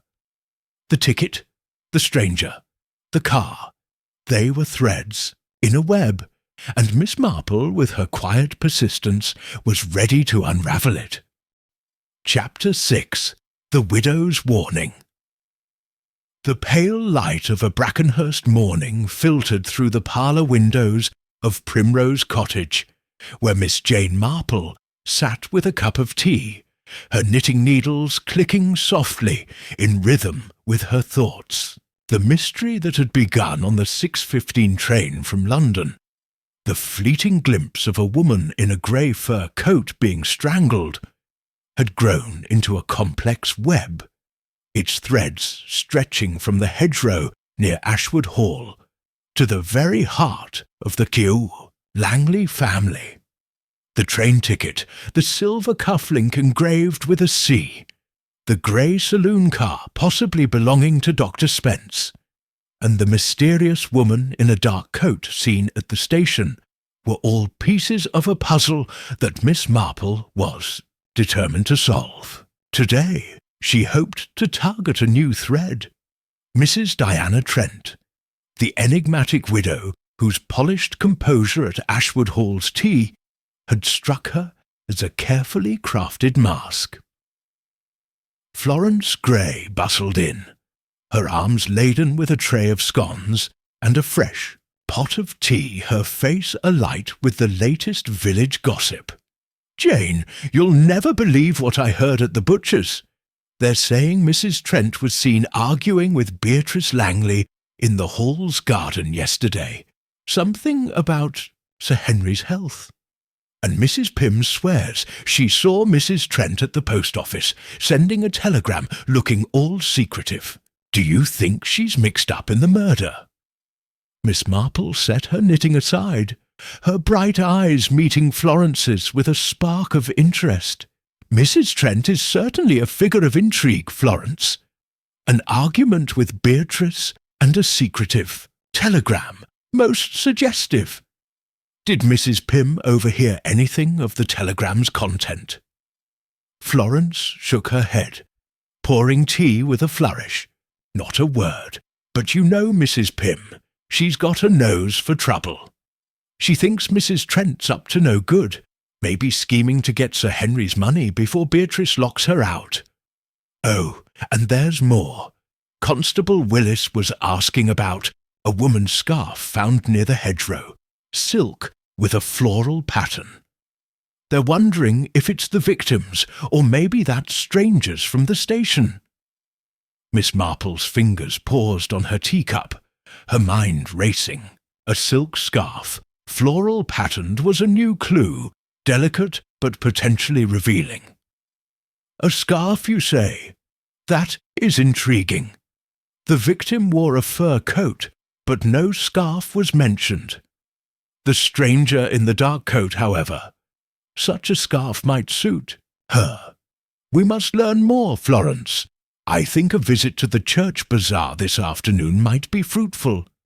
Mrs. Trent, I understand, is helping with the cake stall, and bazaars are splendid places for conversation." Florence's eyes widened. "The bazaar! Jane, you're a genius. Everyone'll be there. Mrs. Trent, Beatrice, maybe even Colin Langley. You'll have them all under your nose. But what about Constable Willis? Aren't you meeting him today?" "Indeed," Miss Marple said, sipping her tea. "I shall call on him this morning to inquire about the scarf and Dr. Spence's car. But Mrs. Trent, I feel, has a story to tell, and I mean to hear it." After breakfast, Miss Marple donned her tweed coat and a felt hat, her knitting bag a familiar weight on her arm. The air was crisp, the mist of the previous days giving way to a brittle clarity that sharpened the outlines of Brackenhurst's cottages and church spire. The village was alive with its daily rhythm. Shopkeepers sweeping doorsteps, children skipping to school. But an undercurrent of unease persisted. The murder, now a confirmed fact with the body's discovery, had cast a shadow. And Miss Marple, with her quiet presence and uncanny insight, was both a curiosity and a catalyst. The police station was its usual blend of clutter and gloom, the air thick with the scent of ink and damp wool. Miss Carter, at the desk, greeted them with a nod. "Miss Marple, Mrs. Gray. Constable Willis is in his office. He's been waiting for you." Constable Peter Willis stood as they entered, his notebook open, his expression a mix of weariness and resolve. "Miss Marple," he said, offering a chair, "you've got a way of turning up when we need you. We've got a new find. A silk scarf found near the hedgerow yesterday. Floral pattern, good quality. Doesn't seem to match the victim's fur coat, but it's got us thinking. Any thoughts?" Miss Marple settled into the chair, her knitting bag on her lap, her gaze steady. "A scarf is a personal item, Constable, often chosen with care. If it's not the victim's, It may belong to someone who was there. Perhaps the woman in the dark coat seen at the station. Have you traced its origin or shown it to the Langleys?" Willis shook his head, jotting a note. "Not yet, ma'am. We're checking with shops in Milchester, but it's a common enough design. As for the Langleys, Beatrice says she's never seen it, and Colin's too busy dodging questions about his debts. Dr. Spence claims ignorance, but he's been edgy. Says he's worried about Sir Henry's heart. We've got tyre tracks from the lane now, though. Match a saloon like Spence's, but it's not proof." Miss Marple's eyebrows rose slightly. "Tyre tracks are promising, Constable. And Dr. Spence's demeanour. Has he explained his presence at the station that evening?" Willis rubbed his jaw. "Says he was picking up a medical journal from the newsstand, but Mr. Carver doesn't recall selling him one. The maid at Ashwood Hall confirms he left around 5 and returned after 8. We're digging, but it's slow. What's your angle, Miss Marple? You've been thinking about that ticket, I'll bet." Miss Marple folded her hands, her voice soft but incisive. "The ticket, Constable, tells us the victim came to Brackenhurst with intent, perhaps to meet someone, or to expose a secret. The stranger in the dark coat, seen at the station, may have been a witness, or more. The scarf suggests another presence at the scene, and the tyre tracks point to a car, likely Dr. Spence's. I wonder if the victim knew something about Ashwood Hall, something worth killing for. Have you learned anything of Sir Henry's will?" Willis's eyes narrowed. "You're sharp, ma'am. I asked Beatrice, and she was cagey, says it's a family matter. But the vicar let slip that Sir Henry's been talking to his solicitor, maybe cutting Colin out. Mrs. Trent's name came up too. Seems she's been cozying up to Sir Henry. I'm waiting for Inspector Crane to push harder. Any other suggestions?" Miss Marple tilted her head. "I should like to know more about this stranger at the station. Mr. Carver's description is a start, but others may have seen her. And the scarf, might you show it to Mrs. Trent? Her reaction could be telling." Willis nodded, impressed. "I'll do that, ma'am. You're off to the bazaar, I hear. Keep an ear out. Those Langleys are slippery. You're at Primrose Cottage, yes?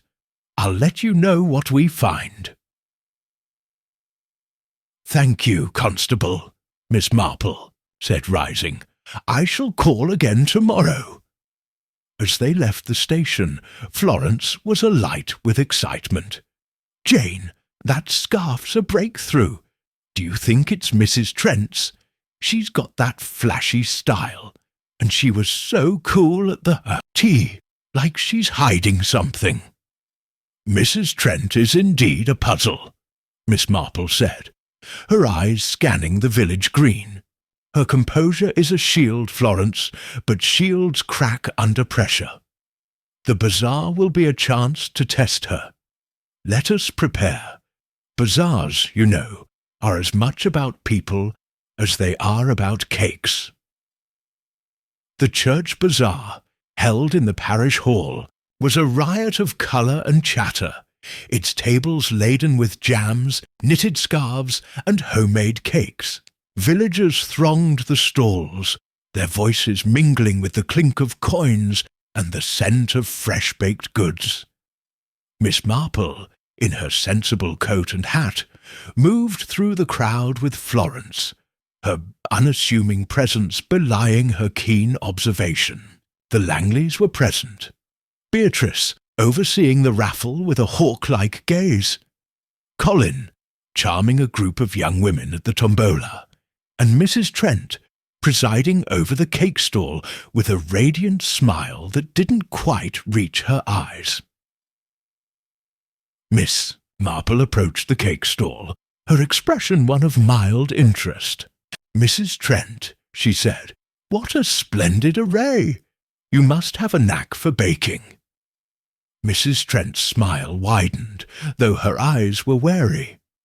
"Oh, I can't take credit, Miss Marple. These are from the village ladies. I'm just lending a hand. Would you like a slice of Victoria sponge? Perhaps later," Miss Marple said, her tone disarming. "It's a lively bazaar, isn't it? Though I imagine it's a strain, with all this talk of the tragedy near Ashwood Hall." Mrs. Trent's fingers tightened on a cake knife, a fleeting gesture. "A terrible thing, yes. But life goes on, doesn't it? The police will sort it out, I'm sure." Miss Marple tilted her head, her eyes gentle but piercing. "I suppose they will. I heard they found a scarf near the body, silk, with a floral pattern. Such a pretty thing to be caught up in a crime, don't you think?" Mrs. Trent's smile faltered, her hand brushing her throat as if seeking a scarf that wasn't there. "A scarf? I hadn't heard. How curious." She recovered quickly, turning to a customer, but Miss Marple noted the tremor in her voice. She stepped back, joining Florence at a nearby stall. "Mrs. Trent knows something, Florence," she whispered. That reaction was not mere surprise. I must speak to her alone. The opportunity came later, when Mrs. Trent slipped outside for a breath of air. Miss Marple followed, finding her by the churchyard, lighting a cigarette with a trembling hand. "Mrs. Trent," she said softly, "forgive me for intruding, but I sense you're troubled. The murder has unsettled us all, but you, I think, know more than you've said." Mrs. Trent exhaled a plume of smoke, her eyes narrowing. "You're a curious one, Miss Marple. What makes you think I know anything?" Miss Marple's voice was gentle, but her gaze was unyielding. "A woman was killed, Mrs. Trent, and I saw it happen. On a train, in a moment of violence. She came to Brackenhurst for a reason, and I believe you know what it was. If you're in danger, or protecting someone, it's better to speak now." Mrs. Trent's composure cracked, her voice low and urgent. "You're meddling in things. You don't understand, Miss Marple. Yes, I knew her. Ellen Ward, her name was. She was a governess at Ashwood Hall years ago, before I came. She wrote to me last week, saying she had proof of something dangerous, something that could ruin the Langleys. She wanted money to keep quiet. I told her to stay away, but she came anyway. That's all I know." Miss Marple's heart quickened, though her expression remained serene. "Proof, you say? Of what?" Mrs. Trent shook her head, crushing her cigarette. "I don't know, truly. She was vague but desperate.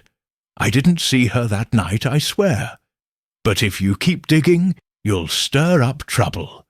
Leave it to the police, Miss Marple, for your own sake." She turned back to the hall, leaving Miss Marple in the churchyard, her mind ablaze. Ellen Ward. A name at last, and a motive. A former governess, with knowledge that threatened the Langleys. The warning in Mrs. Trent's voice was genuine, but so was her fear. Was she protecting herself, or someone else? Back inside, Florence was waiting, her eyes wide. "Jane, what happened? You were out there ages. Did she confess?" "Not a confession," Miss Marple said, "but a warning. The victim was Ellen Ward, a governess at Ashwood Hall years ago. She claimed to have proof of something dangerous, enough to demand money. Mrs. Trent is frightened, Florence, and that makes her valuable."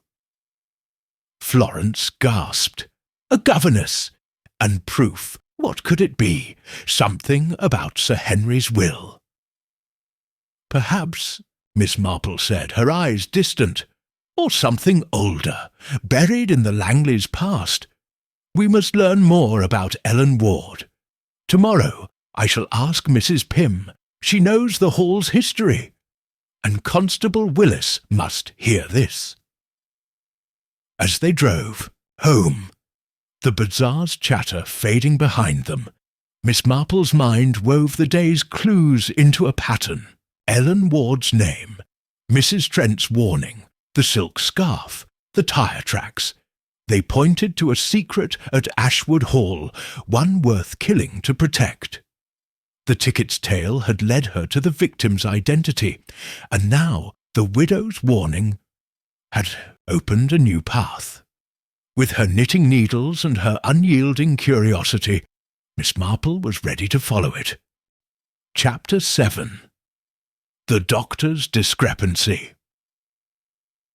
The morning mist had lifted over Brackenhurst, revealing a sky of unbroken grey that mirrored the sombre mood of Primrose Cottage's parlour.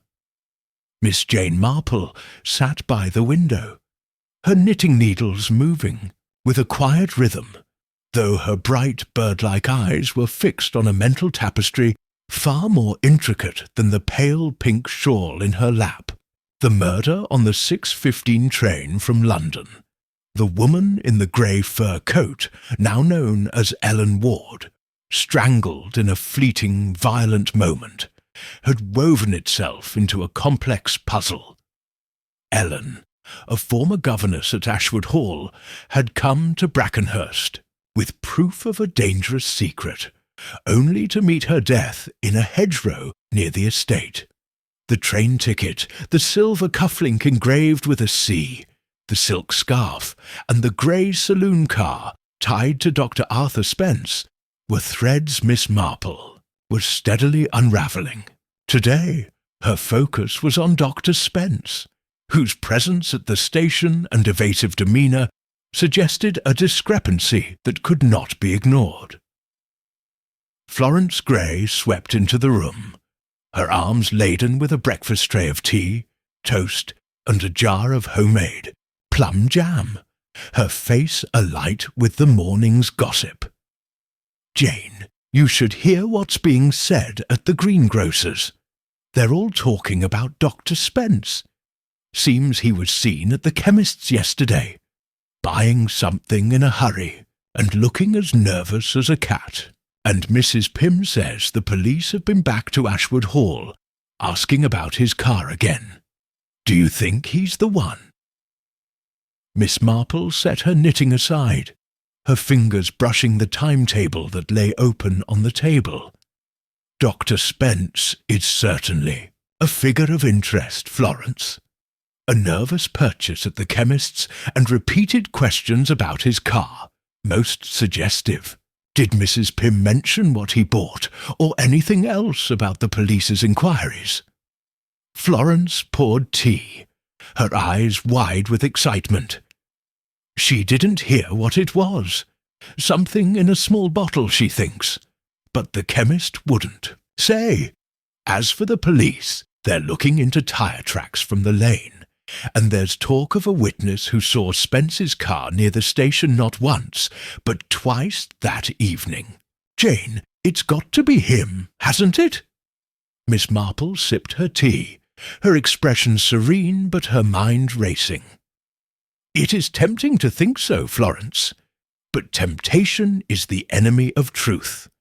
Dr. Spence's movements are suspicious, but we must consider the whole picture. Ellen Ward's secret, the cufflink, the scarf, and the stranger in the dark coat. I shall visit Constable Willis this morning to learn more, and then I think a word with the chemist might be in order.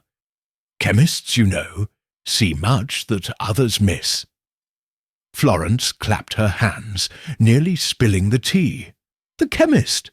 Jane, you're a marvel! Shall I come? I can drive us. It's a bit of a walk and the air's chilly today. That would be splendid, Miss Marple said, folding the timetable with care. But first, let us see what Constable Willis has uncovered. The police, I find, are most forthcoming when gently prodded. After breakfast, Miss Marple donned her tweed coat and a woolen scarf. her knitting bag a constant companion. The village of Brackenhurst was stirring under the grey sky, its cottages and shops bathed in a muted light that lent an air of secrecy to the day. The murder of Ellen Ward had rippled through the community, and Miss Marple, with her quiet demeanour and unsettling tale of a train-bound crime, was a figure of both fascination and unease. As they walked to the police station, she noted the glances of passers-by, a milkman pausing his rounds, a pair of women whispering outside the post office, and knew the village was watching her as closely as she watched it. The police station, with its familiar scent of ink and damp linoleum, was a hive of subdued activity. Miss Carter, the receptionist, greeted them with a brisk nod. "Miss Marple, Mrs. Gray. Constable Willis is in his office. He's been expecting you."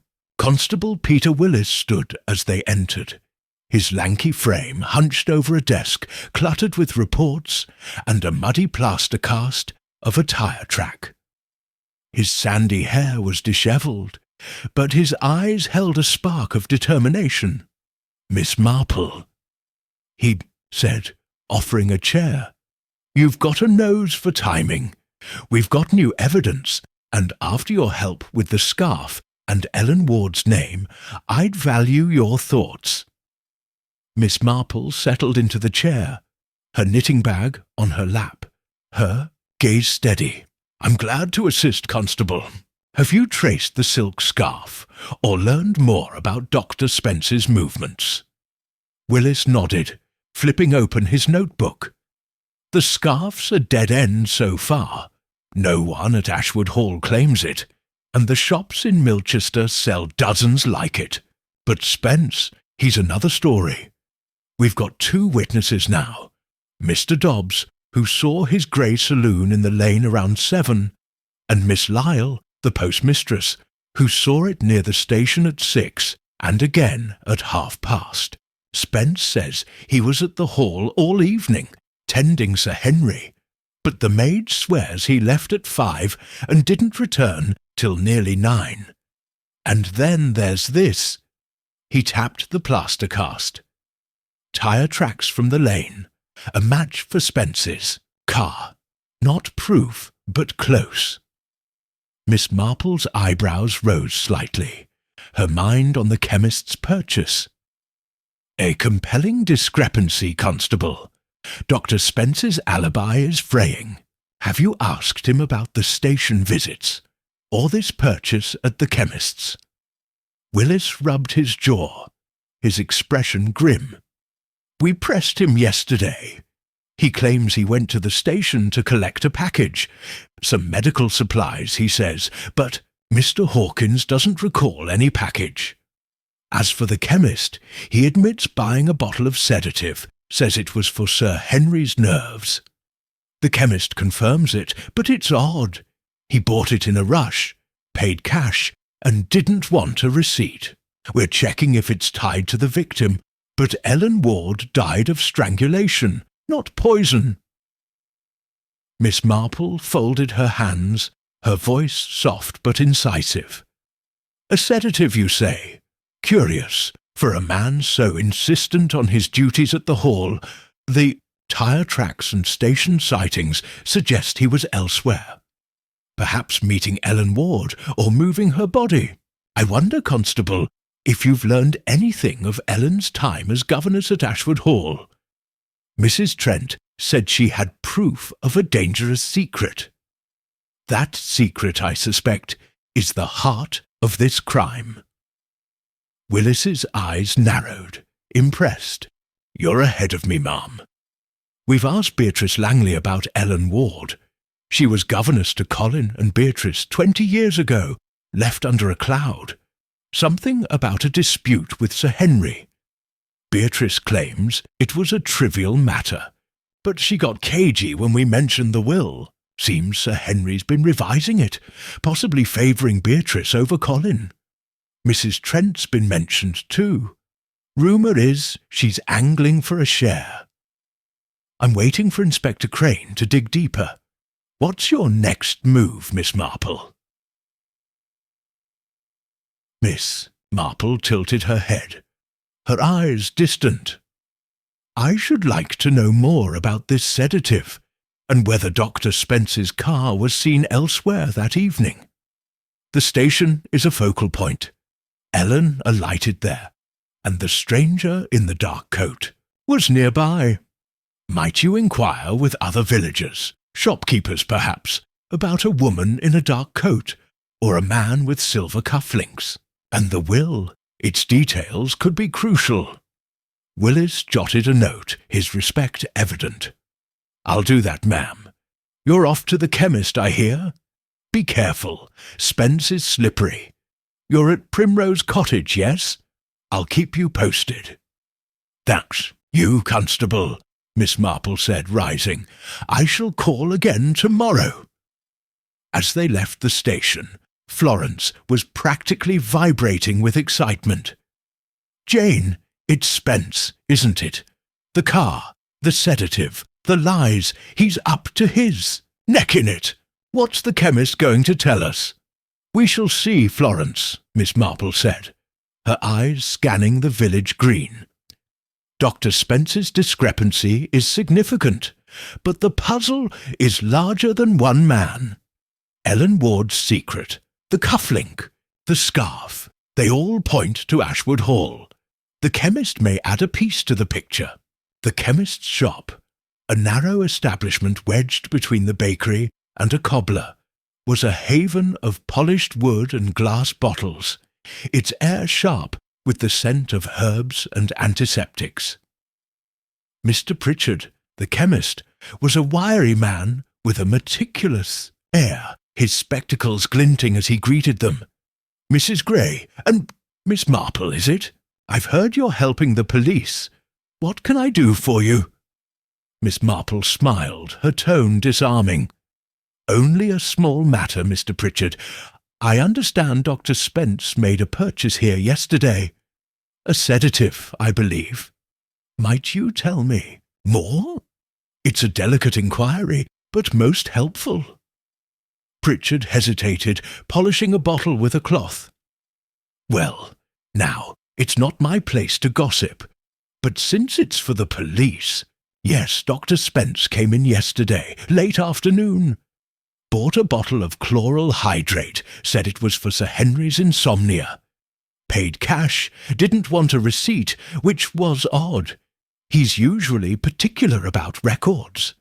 Seemed in a hurry, kept glancing out of the window." Miss Marple's heart quickened, though her expression remained serene. "Chloral hydrate, you say? A strong sedative. Did he mention anything else, or seem unsettled?" Pritchard nodded, lowering his voice. "He was jumpy, ma'am. Asked if anyone had been in, asking about him. I said no, but he didn't seem convinced. Mind you, I saw him the evening of the murder, too. His car was parked outside around 6, just for a moment. I thought he was picking something up, but he drove off quick." Miss Marple exchanged a glance with Florence. "Most illuminating, Mr. Pritchard. One more thing. Did you notice a woman in a dark coat near the station that evening, or a man with silver cufflinks?" Pritchard shook his head. "No women in dark coats, ma'am, but I did see a man in a dark overcoat, tallish, near the station entrance. Couldn't see his cuffs, but he was in a rush, got into a car, looked like Spence's. That's all I saw." "Thank you, Mr. Pritchard," Miss Marple said, her mind racing. Chloral hydrate, a hurried purchase, and another sighting of Spence's car. The man in the dark overcoat.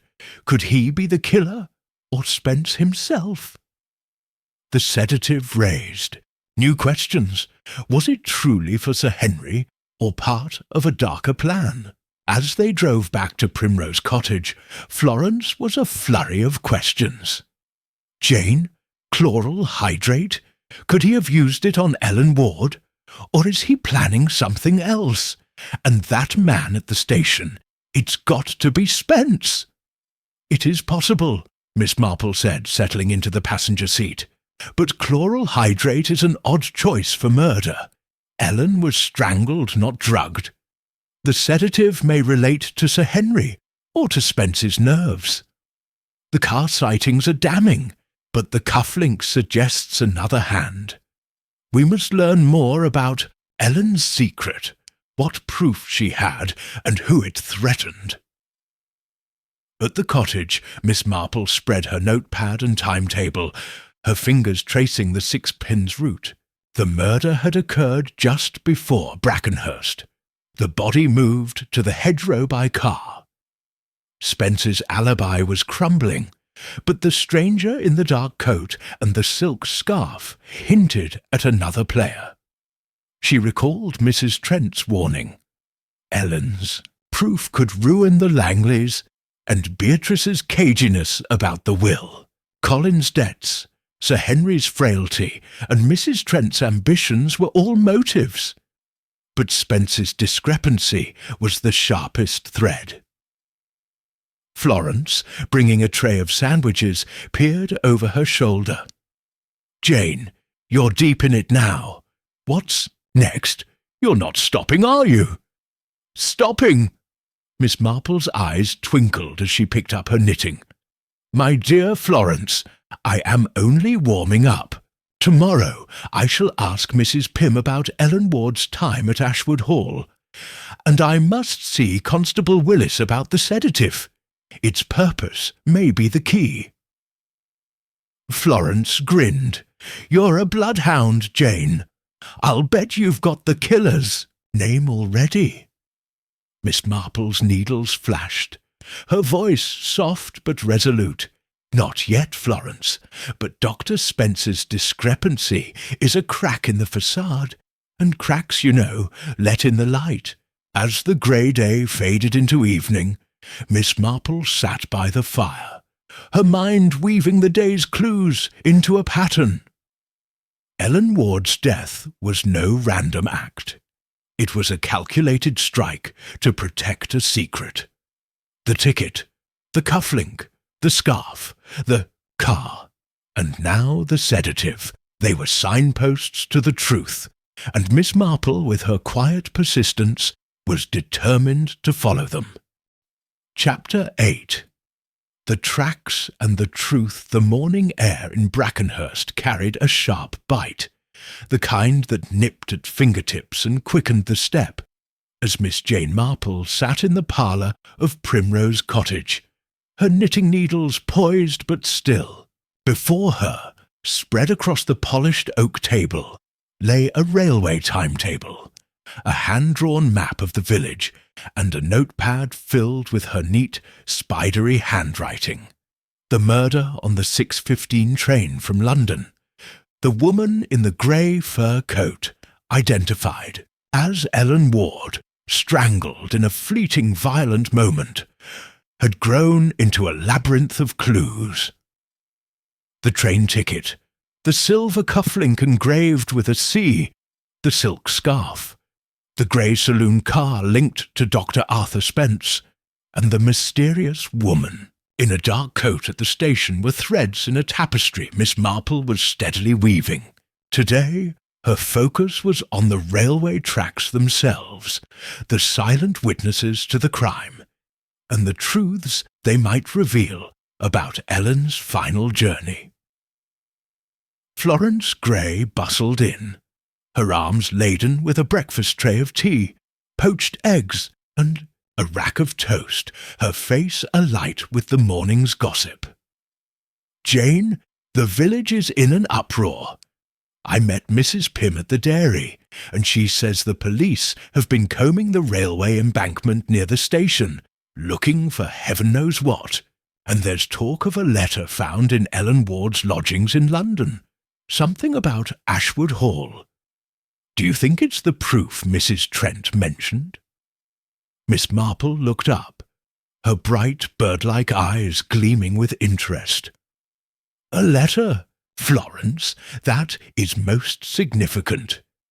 Ellen's proof, as Mrs. Trent called it, could be the key to her murder. Did Mrs. Pym hear anything of its contents, or of the police's search along the tracks? Florence set the tray down, pouring tea with a trembling hand. Not a word about the letter's details, only that Inspector Crane's men found it yesterday, and it's got the Langley's name in it.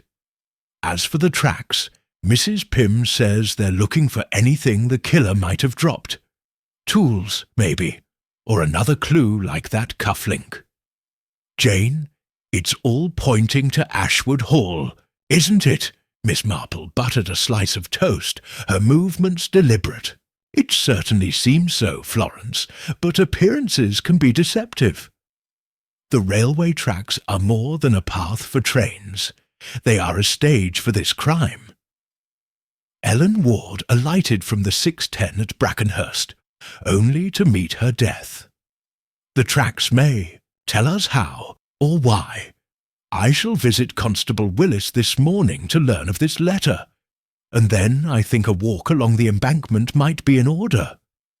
Florence's eyes widened, nearly dropping the teapot. A walk along the tracks? Jane, you're fearless. It's muddy and treacherous out there. Shall I come?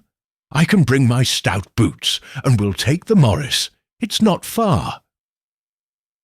That would be splendid, Miss Marple said, folding her notepad with care. But first, let us hear what Constable Willis has to say. The police, I find, are most revealing when one asks the right questions. After breakfast, Miss Marple donned her tweed coat and a knitted scarf, her knitting bag slung over her arm like a trusted companion.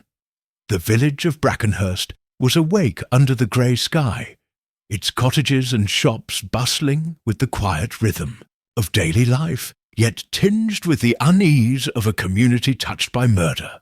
As they walked to the police station, Miss Marple noted the glances of villagers. A baker pausing with his tray, a pair of women whispering by the church gate, and knew her presence as an outsider with a tale of a train-bound crime was a spark in the village's tinder. The police station, with its familiar scent of ink and damp linoleum, was a hive of subdued activity. Miss Carter, the receptionist, greeted them with a curt nod. Miss Marple, Mrs. Gray, Constable Willis is in his office. He's been waiting for you. Constable Peter Willis rose as they entered, his lanky frame silhouetted against a window streaked with morning light. His desk was cluttered with reports, a plaster cast of a tire track, and a photograph of a silk scarf. His expression was one of cautious optimism. Miss Marple, he said, offering a chair, you've a knack for turning up when we've got news. We've had a breakthrough, a letter found in Ellen Ward's lodgings in London, and we've been searching the railway embankment, as you've probably heard. Care to hear the details? Miss Marple settled into the chair, her knitting bag on her lap, her gaze steady. I'm most interested, Constable. What does the letter say? And what have you found along the tracks? Willis flipped open his notebook, his voice brisk. The letter's a draft, unsigned, addressed to a friend.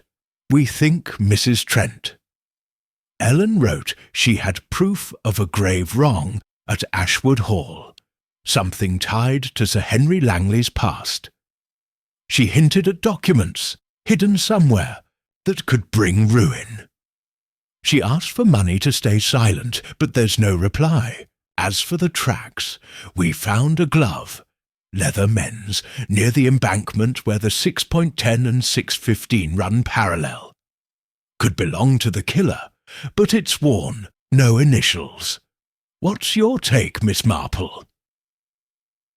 Miss Marple's eyebrows rose slightly, her mind on the letter's implications.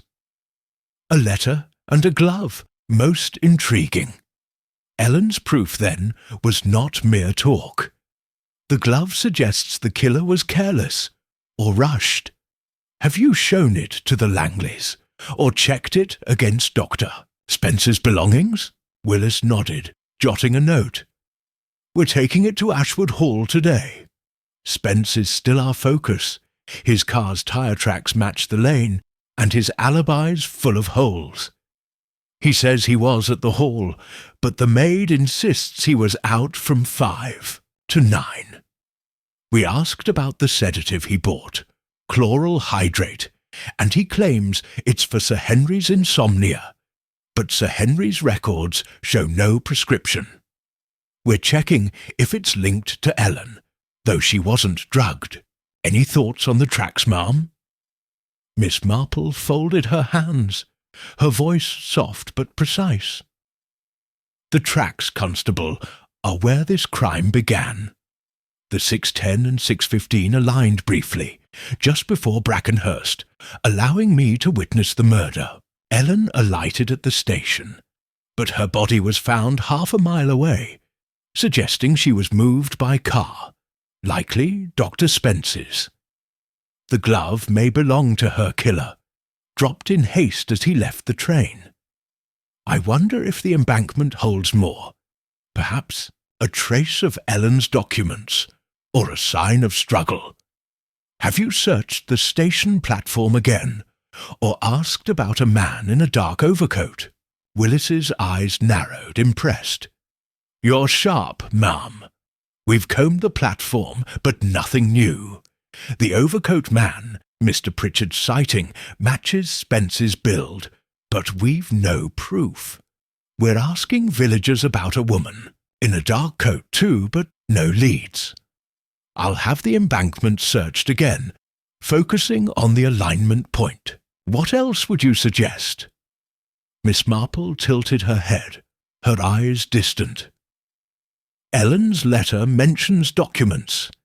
If they exist, they may be in Brackenhurst, perhaps hidden near the station, or sent to someone for safekeeping. And Sir Henry's will, its terms could clarify who feared Ellen's proof. Might you inquire with his solicitor discreetly? And the glove, its leather may hold traces of the lane's mud, or even blood. Willis scribbled furiously, his respect evident. I'll do that, ma'am. You're off to the embankment, I hear. Be careful, it's rough terrain. You're at Primrose Cottage, yes? I'll keep you posted. Thank you, Constable, Miss Marple said, rising. I shall call again tomorrow. As they left the station, Florence was brimming with excitement. Jane, a glove, and that letter, it's like something out of a novel. Do you think Ellen hid those documents somewhere? And Spence, he's lying through his teeth, isn't he? We shall see, Florence, Miss Marple said, her eyes scanning the village green. Dr. Spence's discrepancy is a crack in the facade, but the letter and glove widen it. The tracks may tell us more. Let us drive to the station. I'd like to see the embankment myself. The drive to Brackenhurst station was short. Florence's Morris rattling along the cobbled lanes. The station was quiet, its platform deserted save for a porter sweeping leaves. Mr. Hawkins, the station master, greeted them with a weary nod. Miss Marple, Mrs. Gray. Constable Willis said you'd be poking about, looking at the tracks. Ah, you? The police were here all morning, but you're welcome to look. Miss Marple stepped onto the platform, her eyes tracing the railway line as it stretched toward the horizon. The embankment, a steep slope of gravel and grass, flanked the tracks where the 6.10 and 6.15 had run parallel. She imagined the moment of the murder. Ellen Ward in a compartment, the killer's hands at her throat, the 6.15 flashing past. The glove, found nearby, suggested the killer had left the train at Brackenhurst, perhaps dropping it as he fled. Florence, Miss Marple said, let us walk along the embankment just to the alignment point. Mind your step, it's uneven." Florence, in her stout boots, followed, her curiosity outweighing her caution. The embankment was muddy, its grass slick with dew, but Miss Marple moved with surprising agility, her eyes scanning the ground. Near the spot where Willis's men had found the glove, she paused, noticing a patch of disturbed earth. Kneeling carefully, she brushed aside leaves, revealing a small metal object. A key, tarnished but intact, with a tag bearing the number 17. "Florence, look at this," Miss Marple said, holding it up. "A key hidden here. It may be nothing, but it may be everything." Florence gasped. "A key! Jane, could it be Ellen's? For those documents, maybe." "Possibly," Miss Marple said, slipping the key into her bag. "We must show it to Constable Willis. But first, let us look further." They continued along the embankment, Miss Marple's eyes darting from gravel to grass. Near a cluster of brambles, she spotted a scrap of paper, caught on a thorn. She retrieved it. A torn envelope, addressed to Miss E. Ward, in a looping hand, postmarked London, with no return address. The contents were gone, but the envelope's presence was a spark in her mind. "Another clue," Miss Marple murmured. "Ellen received this here, or dropped it in her struggle. The tracks are speaking, Florence."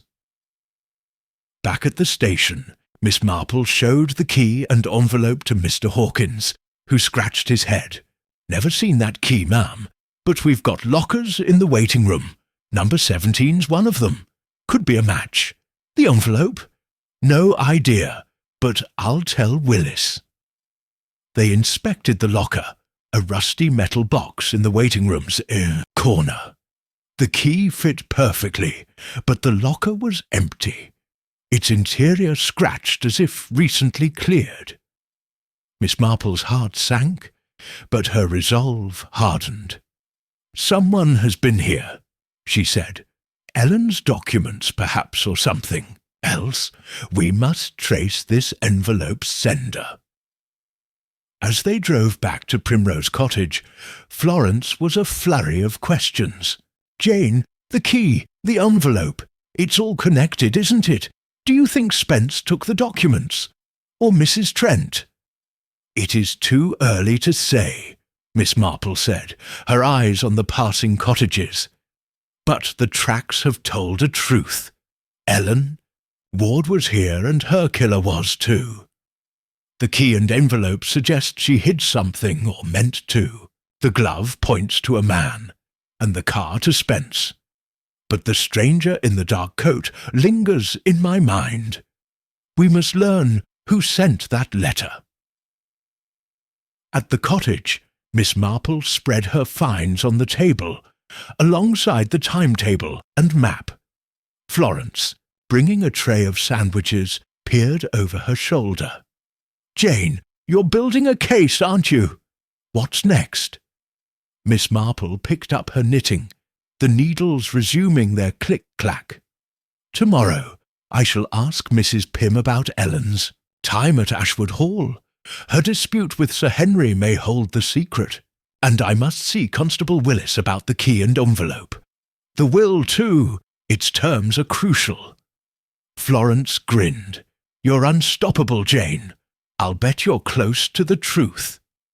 Miss Marple's eyes twinkled, her voice soft but resolute. "The tracks have spoken, Florence, and the truth is nearer. But it is a wary creature, and we must tread lightly to catch it." As the grey day faded into dusk, Miss Marple sat by the fire, her mind weaving the day's clues into a pattern. Ellen Ward's death was a strike to protect a secret, and the tracks had revealed its edges.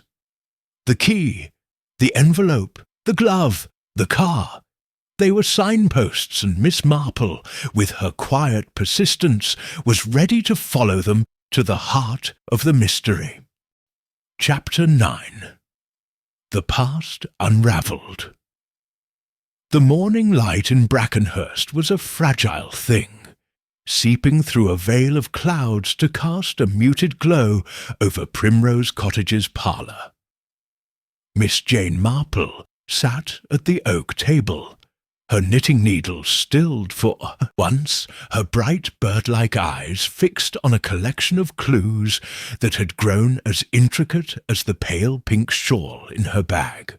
The murder on the 6:15 train from London, the woman in the grey fur coat, Ellen Ward, strangled in a moment of violence, had woven a tapestry of secrets, its thread stretching from the railway tracks to the shadowed halls of Ashwood Hall, the train ticket, the silver cufflink engraved with a C, the silk scarf, the grey saloon car tied to Dr. Arthur Spence, the leather glove, the tarnished key, and the torn envelope were all pieces of a puzzle Miss Marple was steadily assembling.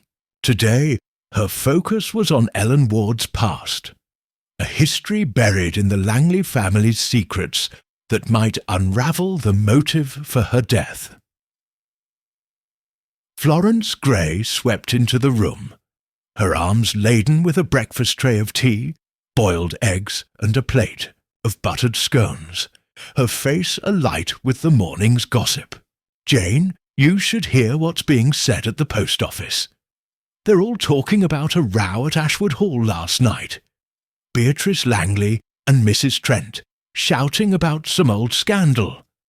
And Mrs. Pym swears she overheard the vicar mention Ellen Ward's name, something about her time as governess. Do you think it's the secret she was killed for?" Miss Marple looked up, her fingers brushing the timetable that lay open beside her notepad. A row and a mention of Ellen Ward. Most illuminating, Florence. Mrs. Trent's warning suggested Ellen had proof of a grave wrong at Ashwood Hall. This scandal, whatever it is, may be the heart of it. Did Mrs. Pym hear anything specific about the vicar's words or the nature of the argument? Florence set the tray down, pouring tea with a flourish. Only that the vicar was talking to the sexton about Ellen's days at the hall, something about a disgrace that sent her away. As for Beatrice and Mrs. Trent, it was about Sir Henry's past. Mrs. Pym thinks Mrs. Trent knows more than she's letting on. Oh, and Constable Willis was seen heading to the hall again, asking about a locked box found in Ellen's London lodgings. Jane, it's all coming together, isn't it? Miss Marple sipped her tea, her mind racing. A locked box, a scandal, and a governess's disgrace. The past was indeed unravelling. It is, Florence, but the threads are tangled. Ellen Ward's time at Ashwood Hall holds the key, I'm certain. I shall visit Constable Willis this morning to learn of this box. And then I think a call on Mrs. Pym is in order. She knows the Hall's history better than most. Florence's eyes widened, nearly spilling the tea. Mrs. Pym! Jane, you're a genius. She'll spill everything if you ask her right. Shall I come? I can drive us. It's a bit damp out, and the village is buzzing. That would be splendid, Miss Marple said, folding her notepad with care. But first, let us hear what Constable Willis has uncovered. The police, I find, are most forthcoming when one listens closely. After breakfast, Miss Marple donned her tweed coat and a felt hat, her knitting bag a familiar weight on her arm. The air was cool and damp, the village of Brackenhurst cloaked in a quiet that belied its undercurrent of tension. The murder of Ellen Ward had stirred the community, and Miss Marple, with her unassuming presence and unsettling tale of a train-bound crime, was a figure of both curiosity and caution. As they walked to the police station, she noted the glances of passers-by, a grocer pausing with his crates, a pair of women whispering by the churchyard, and knew her inquiries were rippling through the village's delicate web. The police station, with its familiar scent of ink and damp linoleum, was a hive of subdued activity. Miss Carter, the receptionist, greeted them with a brisk nod. "Miss Marple, Mrs. Gray. Constable Willis is in his office. He's been expecting you."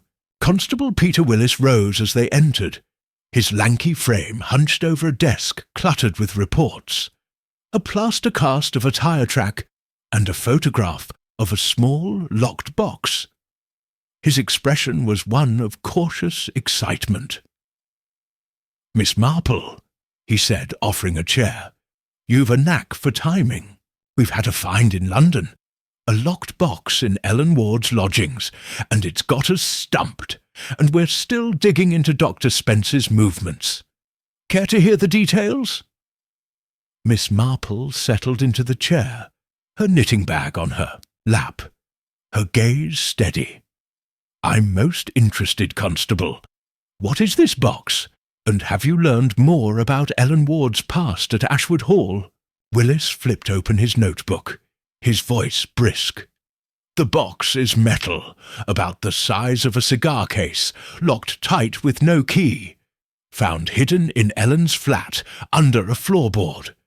We're waiting to force it open, but Inspector Crane thinks it might hold her proof, those documents she mentioned in her letter. As for her past, we've got a bit from Beatrice Langley. Ellen was governess to her and Colin 20 years ago, left after a row with Sir Henry. Beatrice says it was about insubordination, but she's vague. The vicar's been more forthcoming. Says Ellen was dismissed after a scandal involving Sir Henry's late wife, something hushed up at the time. Miss Marple's eyebrows rose slightly, her mind on the scandal's implications. "A scandal with Lady Langley. Most intriguing. Mrs. Trent hinted Ellen's proof could ruin the Langleys. Have you asked her about this, or shown her the box?" Willis nodded, jotting a note. "We tried, but Mrs. Trent's clammed up. Says she knows nothing beyond Ellen's letter. Dr. Spence is our main focus. His car's tyre tracks are a match, and his alibi's crumbling. He claims he was at the hall, but the maid says he was out, and we've got witnesses placing his car at the station twice. The glove from the embankment doesn't fit him, though. Too large. We're checking it for traces, mud, maybe blood. What's your angle, Miss Marple?" Miss Marple folded her hands, her voice soft but incisive. "Ellen Ward's past, Constable, is the root of this crime. Her dismissal, tied to a scandal with Lady Langley, suggests a secret Sir Henry wished to bury. The locked box may hold that secret. Documents, perhaps, or a confession. The glove points to another man, not Dr. Spence, though his car remains a puzzle. I wonder if Ellen was killed to prevent her revealing this scandal, and who stood to lose most? Have you learned more of Sir Henry's will, or the stranger in the dark coat?" Willis's eyes narrowed, impressed. "You're sharp, ma'am. The will's a sore point. Beatrice says it's private, but the solicitor let slip Sir Henry's favouring her, cutting Colin out. Mrs. Trent's been mentioned too as a possible beneficiary. The dark coat woman. No new sightings, but we're asking around. I'll have the box open today and let you know what's inside. Any other suggestions?" Miss Marple tilted her head, her eyes distant. "I should like to know more about Lady Langley's death, and Ellen's role in it. The vicar may have records, or Mrs. Pym. She knows the hall's history. And the glove, its leather may hold traces of the hedgerow, or even Ellen's coat. The key I found on the embankment. Has it led anywhere?" Willis shook his head. The key's a mystery. Fits locker 17 at the station, but it's empty. We're checking if Ellen used it. You're off to see Mrs. Pym, I hear. Be careful. The Langleys don't like questions. You're at Primrose Cottage, yes? I'll keep you posted. Thank you, Constable, Miss Marple said, rising. I shall call again tomorrow. As they left the station, Florence was brimming with excitement. Jane, a locked box, and a scandal with Lady Langley. It's like something out of a Gothic novel. Do you think Ellen was blackmailing Sir Henry? It is possible, Miss Marple said, her eyes scanning the village green. But blackmail is a dangerous game, Florence, and Ellen paid the price. The past is unravelling, and it points to Ashwood Hall. Let us visit Mrs. Pym. She may hold the next thread. Mrs. Pym's tea shop was a haven of warmth and chatter, its tables crowded with villagers sipping tea and exchanging gossip. Mrs. Pym, presiding over a tray of scones, greeted them with a beaming smile. "Miss Marple, Mrs. Gray, come in, come in. The whole village is talking about you, poking into that dreadful murder. What can I do for you?" Miss Marple settled at a table, her tone disarming. "Only a moment of your time, Mrs. Pym. I understand you know Ashwood Hall's history. Well, I'm curious about Ellen Ward's time as governess, and a scandal involving Lady Langley. Might you share what you've heard?" Mrs. Pym leaned in, her voice a conspiratorial whisper. "Oh, it's an old story, but a juicy one. Ellen Ward was governess 20 years ago, teaching Beatrice and Colin. Lady Langley, Sir Henry's wife, was a delicate sort, always ill. There was talk she took too many medicines prescribed by a doctor, not Spence, an older one. Ellen, being sharp, noticed something off, said the medicines were wrong, dangerous. She told Sir Henry, and there was a terrible row. Lady Langley died soon after, and Ellen was sent packing. Folk whispered Sir Henry hushed it up, paid Ellen to keep quiet. That's all I know. But it's enough to make you wonder, isn't it?" Miss Marple's heart quickened, though her expression remained serene. "Most enlightening, Mrs. Pym. Did Ellen ever return to Brackenhurst, or contact the Langleys?" "Not that I heard," Mrs. Pym said. "Until now, of course. But Mrs. Trent, she's been asking about old staff at the Hall, fishing for stories. I reckon she knows something, or wants to." Miss Marple nodded, filing away this tidbit. "Thank you, Mrs. Pym. You've been most helpful." As they left the tea shop, Florence was a flurry of questions. "Jane, Lady Langley's medicines. Could Ellen have proof Sir Henry or someone harmed her? And Mrs. Trent snooping. What's she after?" "Mrs. Trent is a piece of the puzzle," Miss Marple said, "but the past is the key. Ellen's accusation about the medicines may be the grave wrong she meant to expose. If she kept evidence, letters, prescriptions, it could ruin Sir Henry or his heirs. The locked box may hold it, but someone got to locker 17 first."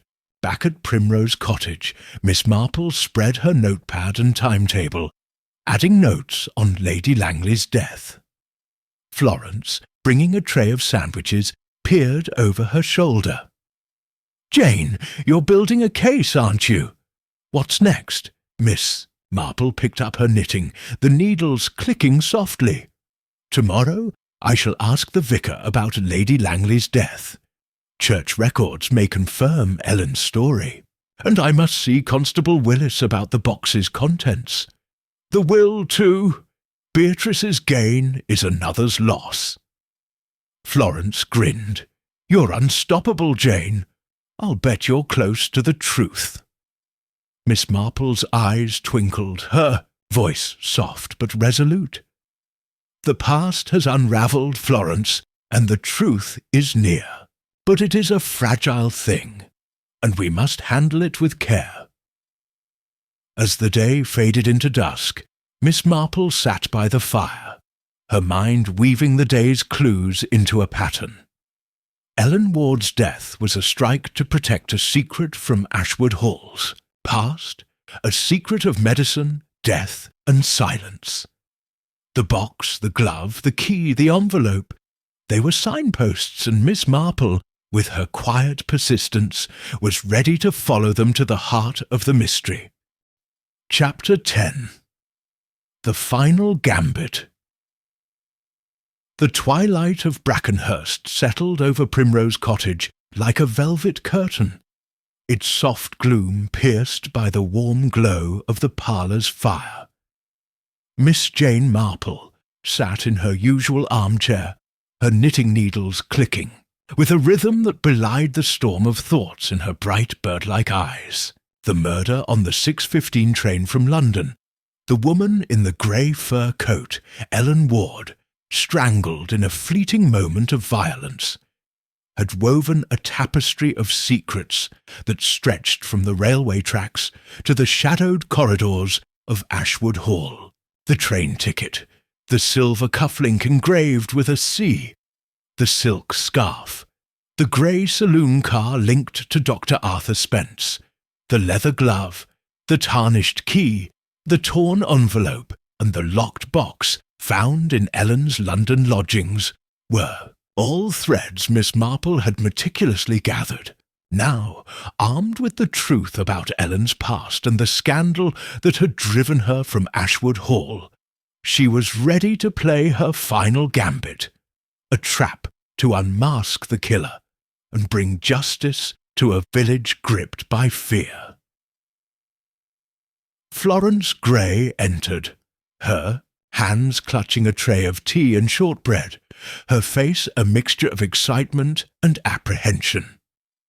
"Jane, the whole village is on edge. I met Mrs. Pym at the grocer's, and she says Constable Willis was at Ashwood Hall all morning, questioning Dr. Spence again. And there's talk of a document found in that locked box, something about Sir Henry Langley's late wife. Is it true you're planning something tonight? You've got that look, Jane, the one that means the end's near." Miss Marple sat, her knitting aside, her fingers brushing the notepad where she had recorded her final deductions. "A document, Florence. That is most significant. Ellen Ward's proof, I suspect, has finally surfaced. As for tonight, yes, I have a plan. The killer is among the Langley circle, and I mean to draw them out. I've asked Constable Willis to arrange a gathering at Ashwood Hall this evening, under the pretence of discussing new evidence. It is time, Florence, to end this." Florence's eyes widened, nearly dropping the teapot. "A gathering? Jane, you're setting a trap, aren't you? Like in St. Mary Mead, with that business at the vicarage. Who do you think it is? Dr. Spence? Mrs. Trent? Colin Langley?" Miss Marple sipped her tea, her expression serene, but her gaze unyielding. "Patience, Florence. The truth is a shy creature, but it cannot hide forever. The Langley circle is bound by a secret from the past, and Ellen Ward died to keep it buried. Tonight we shall see who flinches when the light is turned upon them." The morning had been a whirlwind of preparation. Miss Marple had visited Constable Willis at the police station, where he shared the contents of the locked box. A single document, a letter from Ellen Ward to Lady Langley, dated 20 years ago, accusing Sir Henry of tampering with his wife's medications to hasten her death. The letter, never sent, was a damning piece of evidence, one Ellen had kept hidden until her desperate need for money drove her to threaten exposure. Willis, his scepticism long replaced by admiration, agreed to Miss Marple's plan. A gathering at Ashwood Hall, where she would claim to have found a second letter, one naming the killer. The bait, she knew, would be irresistible to the guilty. As Florence drove them to Ashwood Hall that evening, the village was cloaked in a chill mist, its cottages glowing like lanterns in the dusk. The estate loomed ahead, its grey stone facade as forbidding as the secrets it held. Miss Marple, in her tweed coat and sensible hat, her knitting bag on her arm, felt a quiet thrill, not of fear, but of certainty. The Langley circle, Sir Henry, Beatrice, Colin, Dr. Spence, and Mrs. Diana Trent, was a web of motives, and tonight she would cut through its strands. The drawing-room, where the gathering was held, was a cavern of polished mahogany and flickering firelight, its air heavy with tension. Beatrice Langley stood by the tea-urn, her sharp features taut with displeasure. Sir Henry sat by the fire, his frail form wrapped in a shawl, his eyes clouded but alert. Colin Langley lounged against a bookcase, his charm dimmed by a nervous twitch. Dr. Spence hovered near Sir Henry, his hands restless, while Mrs. Trent, in a sapphire dress, maintained her polished smile, though her eyes darted to the door. Constable Willis and Inspector Crane, a stern man from Milchester, stood near the entrance, their presence a silent warning. Florence, seated beside Miss Marple, clutched her handbag, her excitement barely contained. Beatrice spoke first, her voice clipped. "Miss Marple, Constable Willis says you have new evidence. I hope this isn't some theatrical stunt. Ashwood Hall has suffered enough." Miss Marple rose, her small figure commanding the room with its quiet authority. "No stunt, Miss Langley, I assure you. A woman was murdered, Ellen Ward, your former governess, and I saw it happen on a train passing through Brackenhurst. She came here with proof of a grave wrong, a secret that cost her life. I have found a second letter, one she wrote before, her death, naming the person who killed her to keep that secret buried." A murmur rippled through the room, eyes widening, hands tightening. Sir Henry's cup rattled in its saucer. Beatrice's lips thinned. Colin's smile froze. Spence's fingers twitched, and Mrs. Trent's composure flickered. Inspector Crane stepped forward, his voice gruff. "Miss Marple, if you've got evidence, let's see it. This is a serious claim." Miss Marple's gaze swept the room, her voice soft but piercing. "The letter is safe, Inspector, but I shall fetch it shortly. First, let us consider Ellen Ward's story. 20 years ago, she was governess here, teaching Beatrice and Colin. She noticed Lady Langley's medicines were wrong, dangerous, even lethal, and accused Sir Henry of tampering with them. She was dismissed, paid to keep silent, but she kept a letter, proof of her claim. Last week, desperate for money, she threatened to expose it, contacting Mrs. Trent. She came to Brackenhurst on the 6:10 train, and there, in a compartment, she was strangled." Sir Henry's voice, frail but sharp, cut in. "Lies! My wife was ill. Her death was natural. Ellen was a troublemaker, nothing more." Miss Marple inclined her head. "Perhaps, Sir Henry, but Ellen believed otherwise, and someone feared her proof. The killer knew the train schedules. The 6:10 and 6:15 aligned briefly, allowing me to see the crime. They met Ellen at the station, killed her, and moved her body to the hedgerow by car. A silver cufflink, a leather glove, a silk scarf, and A key were left behind, each a clue to the truth. Colin Langley laughed a brittle sound. "You're spinning a yarn, Miss Marple. That cufflink's not mine. Beatrice told the police so. And I was in London that night, nowhere near the station." Miss Marple's eyes met his, unyielding. "Were you, Mr. Langley? Your debts are well known, and Sir Henry's new will cuts you out.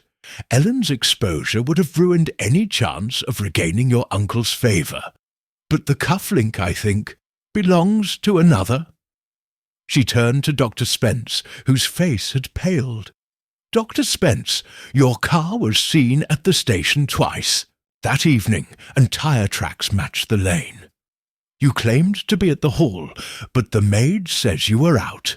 You bought chloral hydrate, not for Sir Henry, but perhaps to subdue Ellen, though you chose strangulation instead. Your hands, Doctor, are strong, and your cufflinks, I've noticed, are silver, though you've stopped wearing them."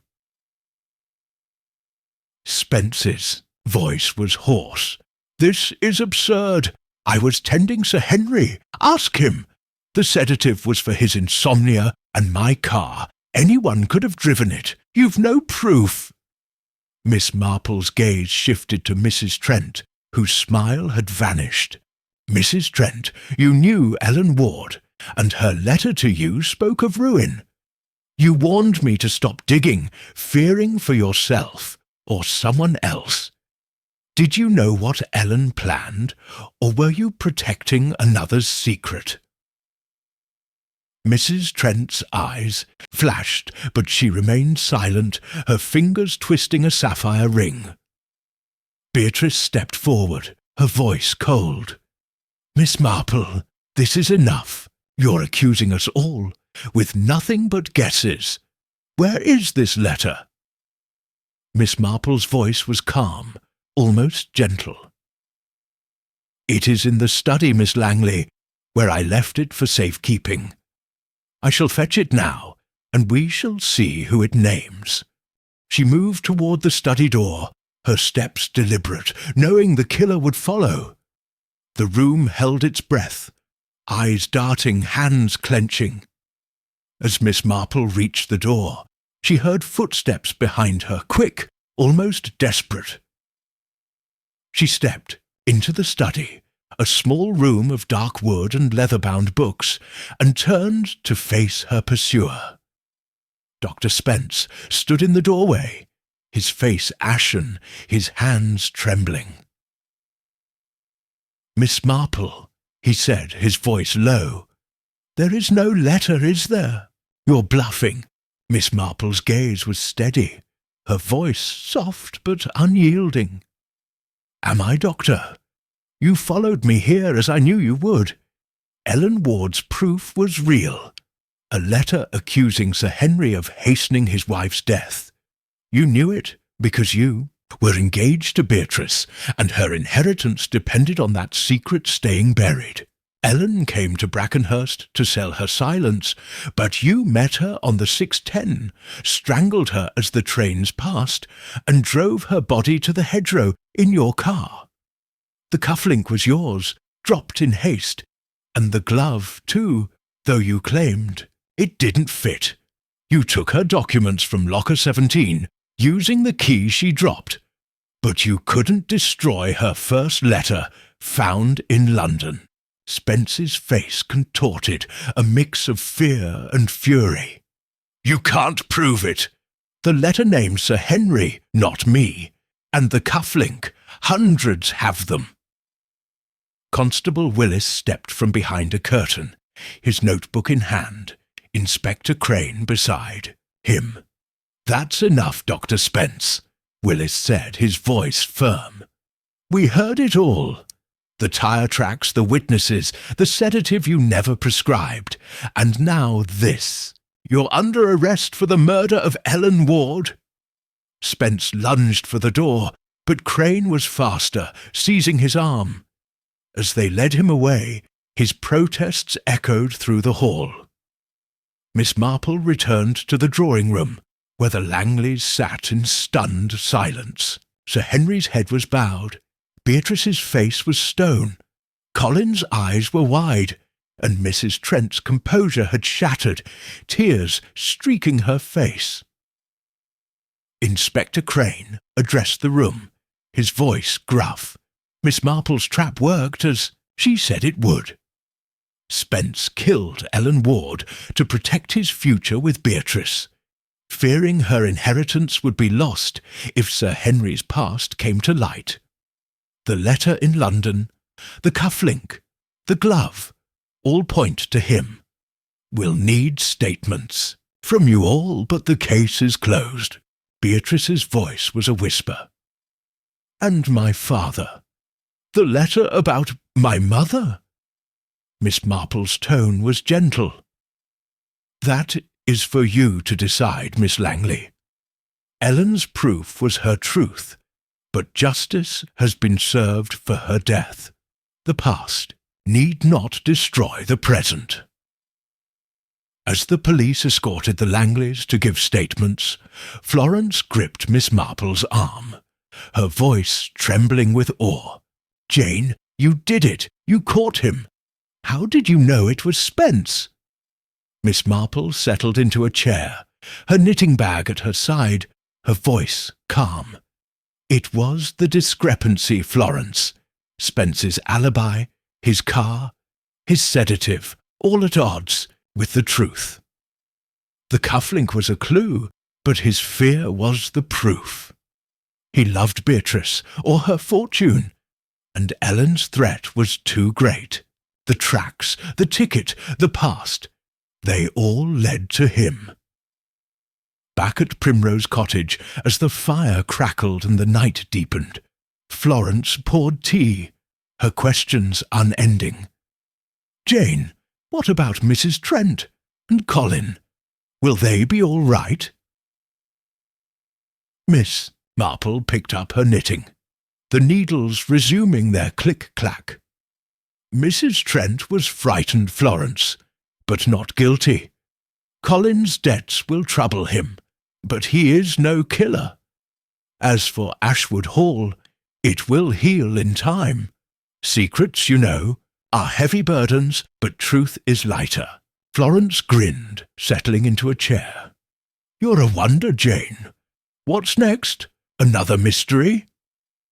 Miss Marple's eyes twinkled, her voice soft but resolute. For now, Florence, I shall finish this shawl.